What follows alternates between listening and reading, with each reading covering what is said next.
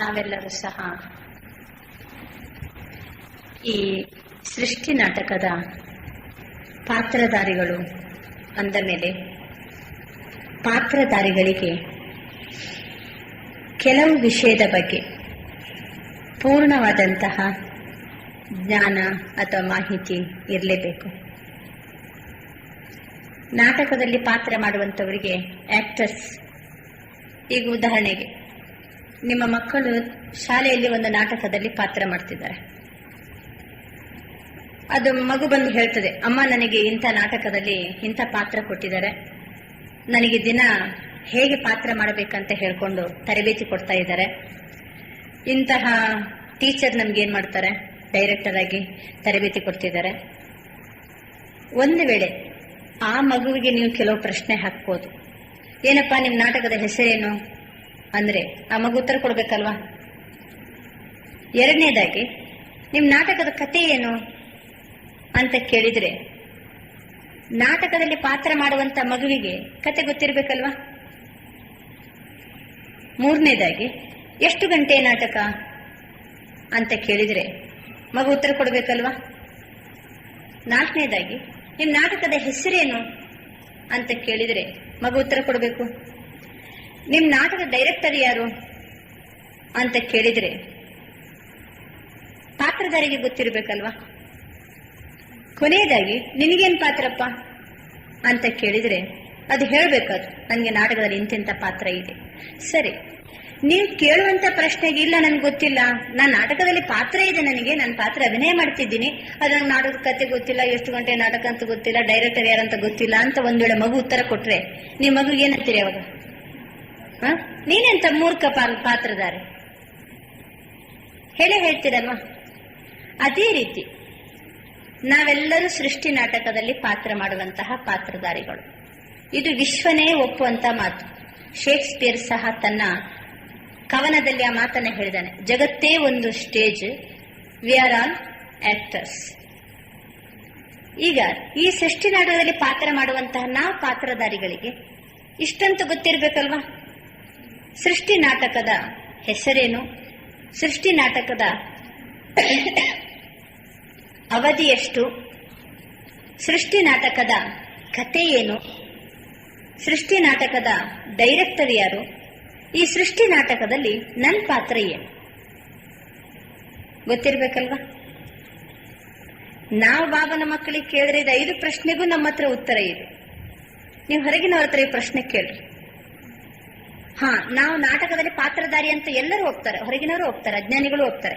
ಹೌದ್ರಿ, ನಾವು ನಾಟಕದಲ್ಲಿ ಬರೀ 4 ಜನ ಪಾತ್ರ ಮಾಡ್ಲಿಕ್ಕೆ ಬಂದಿದೀವಿ, ಇದೊಂದು ನಾಟಕ. ಸಾಮಾನ್ಯ ಹೊರಗಿನವರು ಒಪ್ತಾರೆ ಮಾತನ್ನ. ಆದ್ರೆ ಈ ಪ್ರಶ್ನೆಗಳನ್ನ ಕೇಳಿದ್ರೆ ಏನಾಗ್ತಾರೆ, ಅವರು ಕಕ್ಕ ಪಿಕ್ಕಿ ಆಗ್ತಾರೆ, ಅವ್ರಿಗೆ ಉತ್ತರ ಕೊಡ್ಲಿಕ್ಕೆ ಬರೋದಿಲ್ಲ. ನಾಟಕದಲ್ಲಿ ಪಾತ್ರಧಾರಿ ಆಗಿ ನಾಟಕದ ಇಷ್ಟು ವಿಷಯ ಆದ್ರೂ ಗೊತ್ತಿರ್ಲೇಬೇಕಲ್ವಾ. ಸರಿ, ಈಗ ನಾವೆಲ್ಲ ತಿಳ್ಕೊಂಡಿದೀವಿ ನಾಟಕದ ಬಗ್ಗೆ. ಈ 5 ವಿಷಯನೂ ನಮ್ಗೆ ಗೊತ್ತಾದ್ರಿಂದ ಏನ್ ಪ್ರಯೋಜನ ಆಯ್ತು? ಗೊತ್ತಾಯ್ತಪ್ಪ, ನಾಟಕ ಅಂದ್ರೆ ಏನಂತ ಗೊತ್ತಾಯ್ತು, ಎಷ್ಟು ವರ್ಷದ ನಾಟಕ ಅಂತ ಗೊತ್ತಾಯ್ತು. ಎಷ್ಟು ವರ್ಷದ ನಾಟಕ ಇದು? 5,000 ವರ್ಷದ ನಾಟಕ. ಕತೆ ಗೊತ್ತು ನಮಗೆ. ಒಂದಾನೊಂದು ಕಾಲದಲ್ಲಿ ಅಂದ್ರೆ ಯಾವತ್ತು ಸತ್ಯಯುಗದಲ್ಲಿ ಅಂತ ಪ್ರಾರಂಭ ಮಾಡಿ ಈ ಕಲಿಯುಗದ ಕೊನೆಯ ತನಕದ್ದು ಕತೆ ಗೊತ್ತು ನಮಗೆ. ಏನು ಕಣ್ಣ ಮುಂದೆ ನಿಂತ ಹಾಗೆ ಬಾಬಾ ನಮ್ಗೆ ಶಿಕ್ಷಣ ಕೊಟ್ಟಿದ್ದಾರೆ.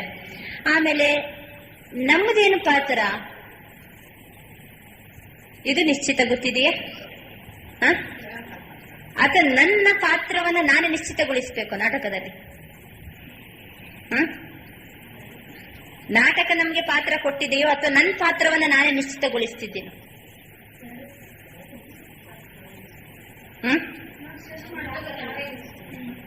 ಬಾಬಾ ಒಂದ್ ಕಡೆ ಹೇಳ್ತಾರೆ, ಈಗಾಗಲೇ ನಾಟಕ ಪೂರ್ವ ನಿಗದಿತವಾಗಿದೆ. ಇನ್ನೊಂದ್ ಕಡೆ ಹೇಳ್ತಾರೆ ಬಾಬಾ, ನಿಮ್ ಭಾಗ್ಯ ನಿಮ್ ಕೈಯಲ್ಲೇ ಇದೆ, ನಿಮ್ಮ ಅದೃಷ್ಟವನ್ನ ನೀವು ರೂಪಿಸ್ಕೊಳ್ರಿ. ನೀವು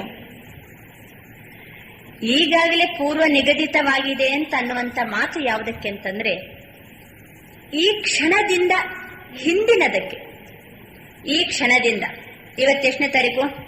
20ನೇ ತಾರೀಕು ಮಾರ್ಚ್ 95ನೇ ದಿವಸ ಎಷ್ಟು 7:20 ಹಿಂದಿದ್ದೆಲ್ಲ ಏನು ಮಕ್ಕಳೇ, ಇದು ಈಗಾಗಲೇ ನಿಶ್ಚಿತವಾದಂತ ನಾಟಕ. ಏನೇನಾಗ್ಬೇಕಾಯ್ತು ಅದೇನಾಯ್ತು, ನಡೆದು ಹೋಯ್ತು. ಈ ಕ್ಷಣದಿಂದ ಮುಂದೆ ನಡೆಯೋದಕ್ಕೆ ಏನಂತಾರೆ ಬಾಬಾ? ಮಕ್ಕಳು ನಿಮ್ಮ ಕೈಯಲ್ಲಿದೆ, ನಿಮ್ಮ ಅದೃಷ್ಟ, ನೀವು ರೂಪಿಸ್ಕೊಳ್ರಿ. ಯಾಕಂದ್ರೆ ಮುಂದೆ ಏನಂತ ನಮ್ಗೆ ಗೊತ್ತಿಲ್ಲ. ಈ ಒಂದು ವಿಶೇಷವಾದಂತ ಅನುಭವವನ್ನ, ನಾಟಕದ ಆಳವಾದಂತಹ ಒಂದು ರಹಸ್ಯವನ್ನ ಅರಿಯುವಂತಹ ಒಂದು ಒಳ್ಳೆಯ ಸುವರ್ಣ ಅವಕಾಶ ನಮಗೆ ಇಡೀ 5,000 ವರ್ಷದ ಸಮಯದಲ್ಲಿ ಯಾವ ಸಮಯದಲ್ಲಿ ಸಿಗ್ತದೆ? ನೀವು ಬರೇ ಸಂಗಮ ಅಂತಂದ್ರೆ ಹೇಗಾಗ್ತದೆ? ಹಾಗಾದ್ರೆ ಸತ್ಯ ತ್ರೇತದ ನಡುವೆನೂ ಸಂಗಮ ಇದೆ, ದ್ವಾಪರ ಕಲಿಯುಗದ ನಡುವೆನೂ ಸಂಗಮ ಇದೆ, ಮತ್ತೆ ತ್ರೇತ ಮತ್ತೆ ದ್ವಾಪರದ ನಡುವೆನೂ ಕಲಿಯುಗ ಸಂಗಮ ಇದೆ, ಅನೇಕ ಸಂಗಮ ಇದೆ, ಪ್ರತಿ ಯುಗದಲ್ಲಿ ಸಂಗಮ ಇದೆ. ಕಲಿಯುಗ ಮತ್ತೆ ಸತ್ಯಯುಗದ ಈ ಪುರುಷೋತ್ತಮ ಕಲ್ಯಾಣಕಾರಿ ಸಂಗಮ ಯುಗದಲ್ಲಿ ಬೇರೆ ಯಾವ ಯುಗಗಳ ನಡುವೆ ಇರುವಂತ ಸಂಗಮನೂ ಕಲ್ಯಾಣಕಾರಿ ಸಂಗಮ ಅಲ್ಲ. ಇದು ಒಂದೇ ಸಂಗಮ ಏನಾಗಿದೆ, ಇದು ಕಲ್ಯಾಣಕಾರಿ ಸಂಗಮ ಯುಗ. ಬಾಬಾ ಈ ಸಮಯದಲ್ಲೇ ಯಾಕೆ ನಮ್ಗೆ ಜ್ಞಾನದ ರಹಸ್ಯ ಹೇಳಿದ್ರು? ಏನು ಬಾಬರವರಿಗೆ ದ್ವಾಪರ ಈಗ ಪ್ರಾರಂಭ ಆದಾಗನೇ ಮಕ್ಕಳೆಲ್ಲ ಕೆಳಗಿಳಿತಿದ್ದಾರೆ ಅಂತ ಗೊತ್ತಾದಾಗನೇ ಬಂದು ಹೇಳಬಾರ್ದಾಗಿತ್ತ ಜ್ಞಾನ? ಒಂದು ವೇಳೆ ಆವಾಗ ಗೊತ್ತಾಗಿರ್ತಿದ್ರೆ ನಮ್ಗೆ ದುಃಖನೇ ಜಾಸ್ತಿ ಆಗ್ತಿತ್ತು ಬಾಬನ ಜ್ಞಾನ ಕೇಳಿ. ಯಾಕೆಂದ್ರೆ ಮುಂದಕ್ಕೆ ನಾವು ಕಲಿಯೋಕೆ ಹೋಗ್ಬೇಕಲ್ಲ ಅಂತ ನಮ್ಗೆ ಚಿಂತೆ ಬರ್ತಿತ್ತು ಅವಾಗ. ಒಂದು ವೇಳೆ ಬಾಬಾ ಸತ್ಯುಗದಲ್ಲಿ ಏನಾದ್ರು ಸಮಾಚಾರ ಹೇಳ್ತಿದ್ರೆ ಆವಾಗ್ಲೂ ಬೇಜಾರಾಗ್ತಿತ್ತು ನಮ್ಗೆ. ಈ ಸೃಷ್ಟಿ ನಾಟಕದ ಜ್ಞಾನದ ಸ್ಮೃತಿ ಕಲಿಯುಗದ ಕೊನೆಗೆ ಸ್ಮೃತಿ ಬಂದ್ರೇನೆ ಆನಂದ. ಇನ್ನು ಈ ಜ್ಞಾನ ಬೇರೆ ಯಾವ ಯುಗದಲ್ಲಿ ಕೊಟ್ಟರು ಸಹ ವಿಟಮಿನ್ ಸಿ ಕೆಲಸ ಮಾಡೋದಿಲ್ಲ. ವಿಟಮಿನ್ ಸಿ ಕೆಲಸ ನಡೆಯುವುದು ಯಾವಾಗ? ಕಲಿಯುಗದ ಅಂತಿಮ ಸಮಯದಲ್ಲೇ ಶುಭ ಬಂದು ಏನ್ ಕೊಡ್ಬೇಕು? ಸೃಷ್ಟಿ ನಾಟಕದ ಜ್ಞಾನ ಕೊಟ್ರೆ ಮಾತ್ರ ಒಳ್ಳೆ ವಿಟಮಿನ್ ಸಿ ಕೆಲಸ ಮಾಡ್ತದೆ. ಬೇರೆ ಯಾವ ಸಮಯದಲ್ಲಿ ಕೊಟ್ಟರು ಸಹ ನಾಟಕದ ರಹಸ್ಯ ನಮ್ಮ ಜೀವನಕ್ಕೆ ಉಪಯೋಗಕ್ಕೆ ಬರುವುದಿಲ್ಲ. ಒಂದೆರಡು ಸತ್ಯುಗದಲ್ಲಿ ನಮ್ಗೆ ಇಡೀ ಸೃಷ್ಟಿ ನಾಟಕದ ಜ್ಞಾನ ಗೊತ್ತಾಗಿರ್ತಿದ್ರೆ ಏನಾಗ್ತಿತ್ತು? ಆನಂದನೇ ಉಳಿತಿರ್ಲಿಲ್ಲ. ನಾನು ಮುಂದಕ್ಕೆ ಜನ್ಮ ತಗೊಂಡು ಕೆಳಗೆ ಹೋಗ್ಬೇಕಲ್ಲ ಅಂತ ಬೇಜಾರು ಬರ್ತಿತ್ತು. ಆದ್ರೆ ಈಗ ಈ ಒಂದು ಸಂಗಮ ಮಾತ್ರ ಏರುವ ಸಂಗಮ. ಸೃಷ್ಟಿ ನಾಟಕದಲ್ಲಿ ಉಳಿದೆಲ್ಲ ಸಂಗಮ ಏನಾಗಿದೆ? ಇಳಿಯುವ ಸಂಗಮ. ಈ ಒಂದು ಪುರುಷೋತ್ತಮ ಕಲ್ಯಾಣಕಾರಿ ಸಂಗಮ ಯುಗದಲ್ಲಿ ಸೃಷ್ಟಿ ನಾಟಕದ ಒಂದು ರಹಸ್ಯ ನಮ್ಗೆ ಅರ್ಥವಾದದ್ರಿಂದ, ಸೃಷ್ಟಿ ನಾಟಕದ ಜ್ಞಾನದ ಬಗ್ಗೆ ನಮ್ಗೆ ಪೂರ್ಣ ನಿಶ್ಚಯ ನಮ್ಗೆ ಬಂದಿರುವ ಕಾರಣದಿಂದ ಜೀವನದಲ್ಲಿ ಏನೇನು ಉಪಯೋಗ ಆಯ್ತು ಹೇಳ್ರಿ? ಬೇಕಾದಷ್ಟು ಉಪಯೋಗ ಆಗಿದೆ. ಏನು ಉಪಯೋಗ ಆಗಿದೆ? ಈಗ ಆತ್ಮಜ್ಞಾನದ ಅನುಭೂತಿ ಆದ್ರಿಂದ ಏನೇನು ಉಪಯೋಗ ಆಯ್ತು? ನೀವು ವಿಟಮಿನ್ ಎ ಯಲ್ಲಿ ಅರ್ಥ ಮಾಡ್ಕೊಂಡಿದ್ರಿ. ಶುಭಾಬನ ಪರಿಚಯ ಆಗಿ ಶುಭಾಬನ್ ಜೊತೆಗೆ ಸರ್ವ ಸಂಬಂಧದ ಅನುಭೂತಿ ಆಗಿರುವ ಕಾರಣದಿಂದ ನನಗೇನೇನು ಪ್ರಾಪ್ತಿ ಆಯ್ತು, ಏನೇನು ಉಪಯೋಗ ಆಯ್ತು? ಅದು ವಿಟಮಿನ್ ಬಿ ಯ ಪಾಠದಲ್ಲಿ ತಿಳ್ಕೊಂಡಿದ್ದೀರಿ. ಈಗ ವಿಟಮಿನ್ ಸಿ ಯ ಪಾಠದಲ್ಲಿ ಸೃಷ್ಟಿ ನಾಟಕದ ರಹಸ್ಯ ನನಗೆ ಅರ್ಥ ಆಯ್ತು. ಈಗ ಅರ್ಥ ಆದ ಕಾರಣ ನನ್ನ ಜೀವನದಲ್ಲಿ ಏನೇನು ಲಾಭ ಆಯ್ತು? ಏನ್ ಲಾಭ ಆಯ್ತು? ನಾಟಕದ ರಹಸ್ಯ ಗೊತ್ತಾಗಿ ಏನ್ ಲಾಭ ಆಯ್ತು?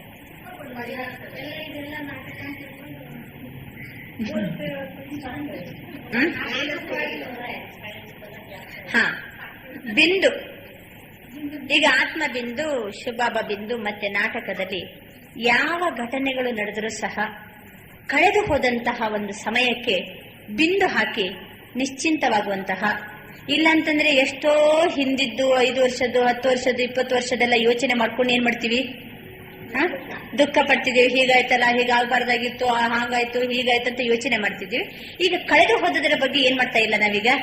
ದುಃಖ ಪಡಂಗಿಲ್ಲ ಅಥವಾ ಅದರ ಬಗ್ಗೆ ವಿಚಾರ ಮಾಡೋದಿಲ್ಲ, ಚಿಂತೆ ಮಾಡೋದಿಲ್ಲ. ಕಳೆದು ಹೋದಂತ ಅನೇಕ ಘಟನೆಗಳಲ್ಲಿ ನನ್ನ ಜೀವನಕ್ಕೆ ಏನ್ ಶಿಕ್ಷಣ ಸಿಕ್ತು, ಶಿಕ್ಷಣ ಅಷ್ಟೇ ಮುಂದಿಟ್ಕೊಂಡು ನಮ್ಮ ಜೀವನವಂತ ಪ್ರಗತಿಗೆ ಅದನ್ನ ಕಾರಣೀಭೂತ ಮಾಡ್ಕೊಂಡೆವು. ಕಳೆದು ಹೋದಂತ ಘಟನೆಗಳನ್ನೆಲ್ಲ ಏನ್ ಮಾಡ್ತೀವಿ? ಮರೆಯುವ ಕಾರಣದಿಂದ ನಮ್ದು ಎಷ್ಟೋ ಪರ್ಸೆಂಟೇಜ್ ಒತ್ತಡ ಮುಕ್ತ ಆಗ್ಲಿಕ್ಕೆ ಈ ವಿಟಮಿನ್ ಸಿ ಏನ್ ಮಾಡ್ತದೆ? ಬಹಳ ಕೆಲಸವನ್ನ ಮಾಡ್ತದೆ. ಅಂದ್ರೆ ಈ ನಾಟಕದ ಬಗ್ಗೆ ಜ್ಞಾನ ಗೊತ್ತಾದ ಕಾರಣದಿಂದ ಎಷ್ಟೋ ಅನಾವಶ್ಯಕ ಚಿಂತನೆಗಳು, ಹಳಸಿದ ವಿಚಾರಗಳನ್ನ ತಲೆಯಲ್ಲಿ ತುಂಬಿಸಿಕೊಂಡು ತಲೆಯನ್ನು ಕೆಡಿಸಿಕೊಳ್ತಿದೀವೋ, ಇದರಿಂದ ಏನಾಗ್ತೀವಿ? ನಾವೀಗ ಮುಕ್ತ ಆಗಿದ್ದೀವಿ. ಮತ್ತೆ ನಾಟಕದ ಜ್ಞಾನ ಗೊತ್ತಾಯ್ತು, ಏನ್ ಖುಷಿ ಆಯ್ತು ನಿಮ್ಗೆ? ವಾ, ನಾಳೆ ಬರುವಂತ ಸತ್ಯುಗದಲ್ಲಿ ನಾನು ದೇವತೆ ಆಗ್ತೀನಲ್ಲ, ಖುಷಿ ಆಯ್ತಾ ಇಲ್ಲೋ? ಇಷ್ಟು ಕೋಟ್ಯಾಂತರ ಜನರಲ್ಲಿ ದೇವತೆ ಆಗುವಂತ ಆತ್ಮಗಳು ಯಾರು? ನಾವಾಗಿದ್ದೀವಲ್ಲ, ಕೋಟಿಯಲ್ಲಿ ಕೆಲವರಲ್ಲಿ ಕೆಲವು ಆತ್ಮಗಳನ್ನ ಬಾಬಾ ಸಿಲೆಕ್ಟ್ ಮಾಡಿ ಅಂತ ಕೆಲವರಲ್ಲಿ ಕೆಲವು ನಾನು ಇದ್ದೀನಿ ಅಂತಂದ್ರೆ, ನಾನು ಈ ಸೃಷ್ಟಿಯ ನಾಟಕದ ಪಾತ್ರಧಾರಿಗಳಲ್ಲಿ ಎಷ್ಟು 600 ಕೋಟಿ ಪಾತ್ರಧಾರಿಗಳಲ್ಲಿ ನಾನು ಎಂತ ಶ್ರೇಷ್ಠ ಪಾತ್ರಧಾರಿ ಇದ್ದೀನಿ. ನನ್ನ ಪಾತ್ರದ ಬಗ್ಗೆ ನನಗೆ ಏನ್ ಬಂತೀಗ? ಪೂರ್ಣ ವಿಶ್ವಾಸ ಬಂದಿದೆ, ಪೂರ್ಣ ನಿಶ್ಚಯ ಬಂದಿದೆ. ನನ್ನ ಭವಿಷ್ಯ ನನ್ನ ಕಣ್ಣಿಗೀಗ ಕಾಣ್ತಾ ಇದೆ. ಮುಂದಕ್ಕೆ ನಾನು ಈ ರೀತಿ ಆಗೇ ಆಗ್ತೀನಿ. ಸರಿ, ನಮ್ಮ ಜೀವನದಲ್ಲಿ ಭರವಸೆ ಬಂತು, ಜೀವನದಲ್ಲಿ ಉತ್ಸಾಹ ಬಂತು. ಮತ್ತೇನ್ ಬಂತು? ಸೃಷ್ಟಿ ನಾಟಕದ ಜ್ಞಾನ ಗೊತ್ತಾಗಿರುವ ಕಾರಣದಿಂದ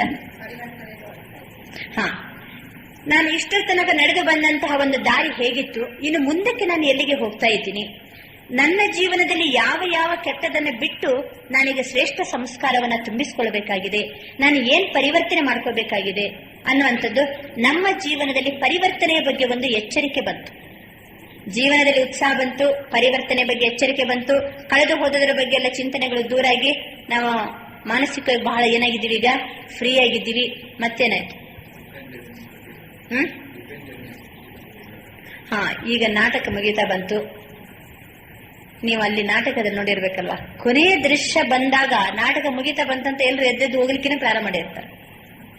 ಅದೇ ರೀತಿ ಇದೀಗ ನಾಟಕ ಮುಗಿಯುವಂತ ಸಮಯ, ನಾನೀಗ ವಾಪಸ್ ಮನೆಗೆ ಹೋಗಬೇಕಾಗಿದೆ.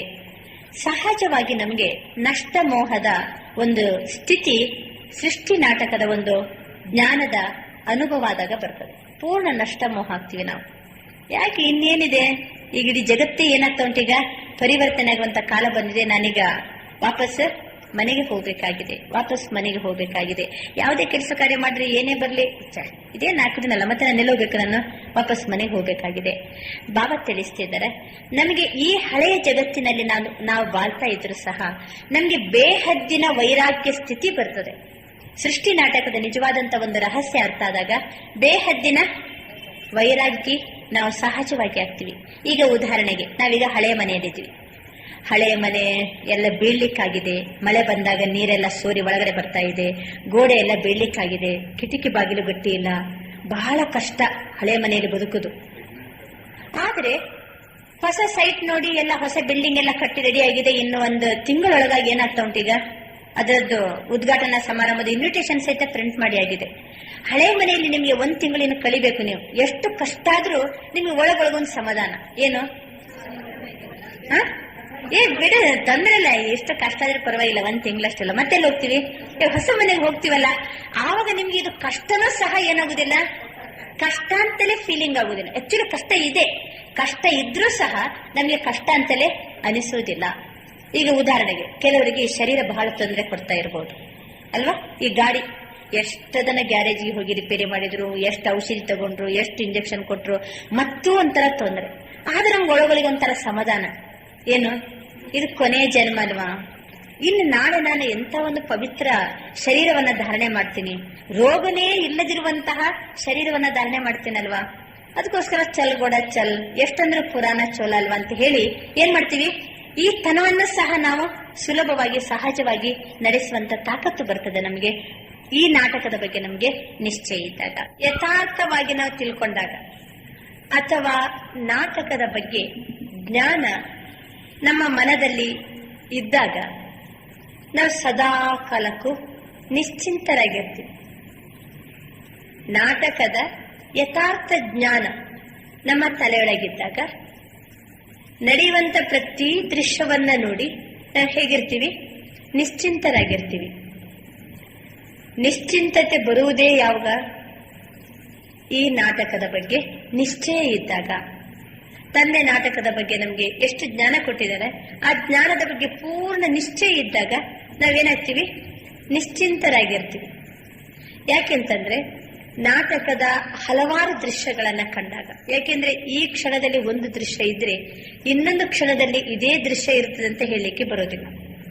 ಈಗ ಜೀವನ ಅನ್ನುವಂತ ಪುಸ್ತಕದಲ್ಲಿ ಒಂದೊಂದೇ ಪೇಜ್ ತೆಗಿತಾ ಹೋಗ್ರಿ, ಬೇರೆ ಬೇರೆ ನಿನ್ನೆಯ ವಿಷಯಗಳೇ ಬೇರೆ, ಇವತ್ತಿನ ವಿಷಯನೇ ಬೇರೆ, ನಾಡ್ದ ವಿಷಯನೇ ಬೇರೆ. ಆದ್ರೆ ಪುಸ್ತಕ ನೋಡುವಾಗ ನಿಮ್ಗೆ ಇಂಟ್ರೆಸ್ಟ್ ಬರಬೇಕಾದ್ರೆ, ಈಗ ಪೇಪರ್ ಓದ್ತೀವಿ, ಪೇಪರ್ ಓದುವಾಗ ಬಹಳ ಇಂಟ್ರೆಸ್ಟ್ ಬರೋದು ಯಾವಾಗ, ಅಲ್ಲಲ್ಲಿ ಚಿತ್ರಗಳಿರ್ಬೇಕಲ್ವಾ, ಅಲ್ಲಲ್ಲಿ ಚಿತ್ರಗಳಿದ್ರೆ ಪೇಪರ್ ಓದಲಿಕ್ಕೆ ಇಂಟ್ರೆಸ್ಟ್. ಸಡನ್ ಪೇಪರ್ ತಗೊಂಡ ಕೂಡಲೇ ಮೊದಲು ನೋಡುದು ಯಾವ್ದನ್ನ, ಚಿತ್ರವನ್ನ ನೋಡ್ತೀವಿ. ಒಳ್ಳೆ ದಪ್ಪವಾಗಿರುವಂತಹ ಪುಸ್ತಕವನ್ನ ಓದುವಾಗ ಉದ್ದಕ್ಕೆ ಹೇಳ್ತಾ ತೀರಿದ್ರೆ ಇಷ್ಟ ಬರಂಗಿಲ್ಲ. ನಡುವೆ ಏನಿರ್ಬೇಕು? ಚಿತ್ರಗಳಿರ್ಬೇಕು. ಅದೇ ರೀತಿ ಜೀವನ ನಾಟಕದಲ್ಲಿಯೂ ಸಹ ಒಂದೊಂದು ವಿಶೇಷವಾದಂತ ಚಿತ್ರಗಳು, ಘಟನೆಗಳು ಇದ್ದಾಗ ನಾಟಕ ಏನು ಅದು ಬಹಳ ರಮಣೀಯ. ನಾಟಕ ಬಹಳ ರಮಣೀಯ ಅಲ್ವಾ? ಏನೇನು ಕನಸು ಮನಸ್ಸಲ್ಲಿ ಯೋಚನೆ ಮಾಡದ ದೃಶ್ಯ ಏನಾಗ್ತದೆ, ಕೆಲವೊಮ್ಮೆ ನಡೆದೋಗ್ಬಿಡ್ತದೆ. ಆದರೆ ಬಾಬಾ ನಮ್ಗೆ ನಾಟಕದ ಬಗ್ಗೆ ಯಥಾರ್ಥವಾದಂತ ಜ್ಞಾನ ಕೊಟ್ಟಿರುವ ಕಾರಣದಿಂದ ನಾವು ಯೋಚನೆ ಮಾಡದ್ದು ಘಟನೆಗಳು ನಡೆದರೂ ಸಹ ನಾವು ನಿಶ್ಚಿಂತರಾಗಿಯೇ ಇರ್ತೀವಿ. ನಾಟಕದ ಬಗ್ಗೆ ನಿಶ್ಚಿಂತಾಗಿರ್ತೀವಿ. ಯಾಕೆಂತಂದ್ರೆ ನಥಿಂಗ್ ನ್ಯೂ, ಇದೇನು ಹೊಸತಲ್ಲ, ಇದೇನು ಹೊಸತಲ್ಲ. ಬನ ಬನಾಯಿ ಬನ್ ಗೈ, ಅಬು ಕುಚ್ ಬನನಾ ನಾಹಿ ಚಿಂತಾ ಅಥವಾ ಚಿಂತಾ ತಾಕಿ ಕೀಜಿ ನ ಅನುಹೋನಿ ಹೋ. ಅಂದ್ರೆ ಈಗ ಮಾಡಲ್ಪಟ್ಟಂತ ನಾಟಕ ಮತ್ತೆ ಪುನಃ ಏನಾಗ್ತಾ ಇದೆ, ಅದು ನಡೀತಾ ಇದೆ. ಹೊಸತಾಗಿ ಏನಾದ್ರೂ ಇದ್ರೆ ಅದರಲ್ಲಿ ಚಿಂತೆ ಪಡಬೇಕು, ನಾವು ಗಾಬರಿ ಪಡಬೇಕು. ನನ್ಗೆ ಗೊತ್ತೇ ಇಲ್ಲ ಅಂತ ಹೇಳ್ಕೊಂಡು ಏನ್ ಮಾಡ್ತೀವಿ, ಗಾಬರಿ ಪಡ್ತೀವಿ. ಆದ್ರೆ ಇದು ನಮ್ಗೆ ಗೊತ್ತಿಲ್ಲ ಅಂತ ಅನ್ಲಿಕ್ಕಿಲ್ಲ. ಬಾಬಾ ಏನ್ ಮಾಡಿದ್ರೆ ನಾಟಕದ ಬಗ್ಗೆ ನಮ್ಗೆಲ್ಲ ತಿಳಿಸಿಬಿಟ್ಟಿದ್ದಾರೆ. ಮತ್ತೆ ಇದೇನು ಹೊಸತಲ್ಲ ಅಂತ ಗೊತ್ತು ನಮಗೆ. ನಾವೇನು ಆಶ್ಚರ್ಯ ಪಡ್ಲಿಕ್ಕೂ ಇಲ್ಲ, ಅಥವಾ ಚಿಂತೆ ಮಾಡ್ಲಿಕ್ಕೂ ಇಲ್ಲ, ಅಥವಾ ಇದೇನು ಹೊಸತಂತ ವಿಚಾರ ಮಾಡ್ಲಿಕ್ಕೂ ಇಲ್ಲ. ಅಕಸ್ಮಾತ್ ಯಾವ್ದಾದ್ರು ನಾವು ಹೊಸ ಜಾಗಕ್ಕೆ ಹೋಗ್ರಿ, ನಿಮ್ಗೆ ಫಸ್ಟಿಗೆ ಹೋಗೋ ಮೊದಲು ಏನ್ ವಿಚಾರ ಮಾಡಿರ್ತೀವಿ, ಅಯ್ಯೋ ಅದ್ ನನ್ನ ಹೊಸ ಜಾಗ, ನನ್ಗೆ ಅಲ್ಲಿ ಯಾರ್ದು ಪರಿಚಯ ಇಲ್ಲ, ನಾನು ಹೆಂಗ್ ಹೋಗ್ಲಿ, ಏನ್ ಮಾಡ್ಲಿ. ಮದುವೆನಕ್ಕೆ ಹೋಗುವಾಗ ಎಲ್ಲ ಏನ್ ಮಾಡ್ತೀವಿ, ಮೊದಲು ಹೆಂಗ್ ವಿಚಾರ ಮಾಡ್ತೀವಲ್ಲ, ಇಲ್ಲ ಕುರೆ ನೀವು ಬರ್ಲೇಬೇಕು ಜೊತೆಗೆ, ನನ್ಗೆ ಅಲ್ಲೆಲ್ಲ ಪರಿಚಯ ಇರಂಗಿಲ್ಲ. ಮತ್ತೆ ಅಲ್ಲಿ ಹೋದ ನಂತರ ಏನ್ ವಿಚಾರ ಮಾಡ್ತೀವಿ ಅಂದ್ರೆ ಏನ್ ಫೀಲಿಂಗ್ ಆಗ್ತದೆ, ನಾನು ಇಲ್ಲಿಗೆ ಹೊಸತಾಗಿ ಬಂದಿಲ್ಲ, ಎಷ್ಟೋ ಬಾರಿ ಇಲ್ಲಿ ನಾನು ಬಂದು ಹೋಗಿದ್ದೀನಿ, ಅನುಭವ ಆಗಿದೆಯಾ ಮಧುಬನದಲ್ಲಿ. ಇವರೆಲ್ಲ ಅಪರಿಚಿತರಲ್ಲ, ಇವರೆಲ್ಲರೂ ಏನಾಗಿದ್ದಾರೆ, ನನಗೆ ಪರಿಚಿತರಾಗಿದ್ದಾರೆ.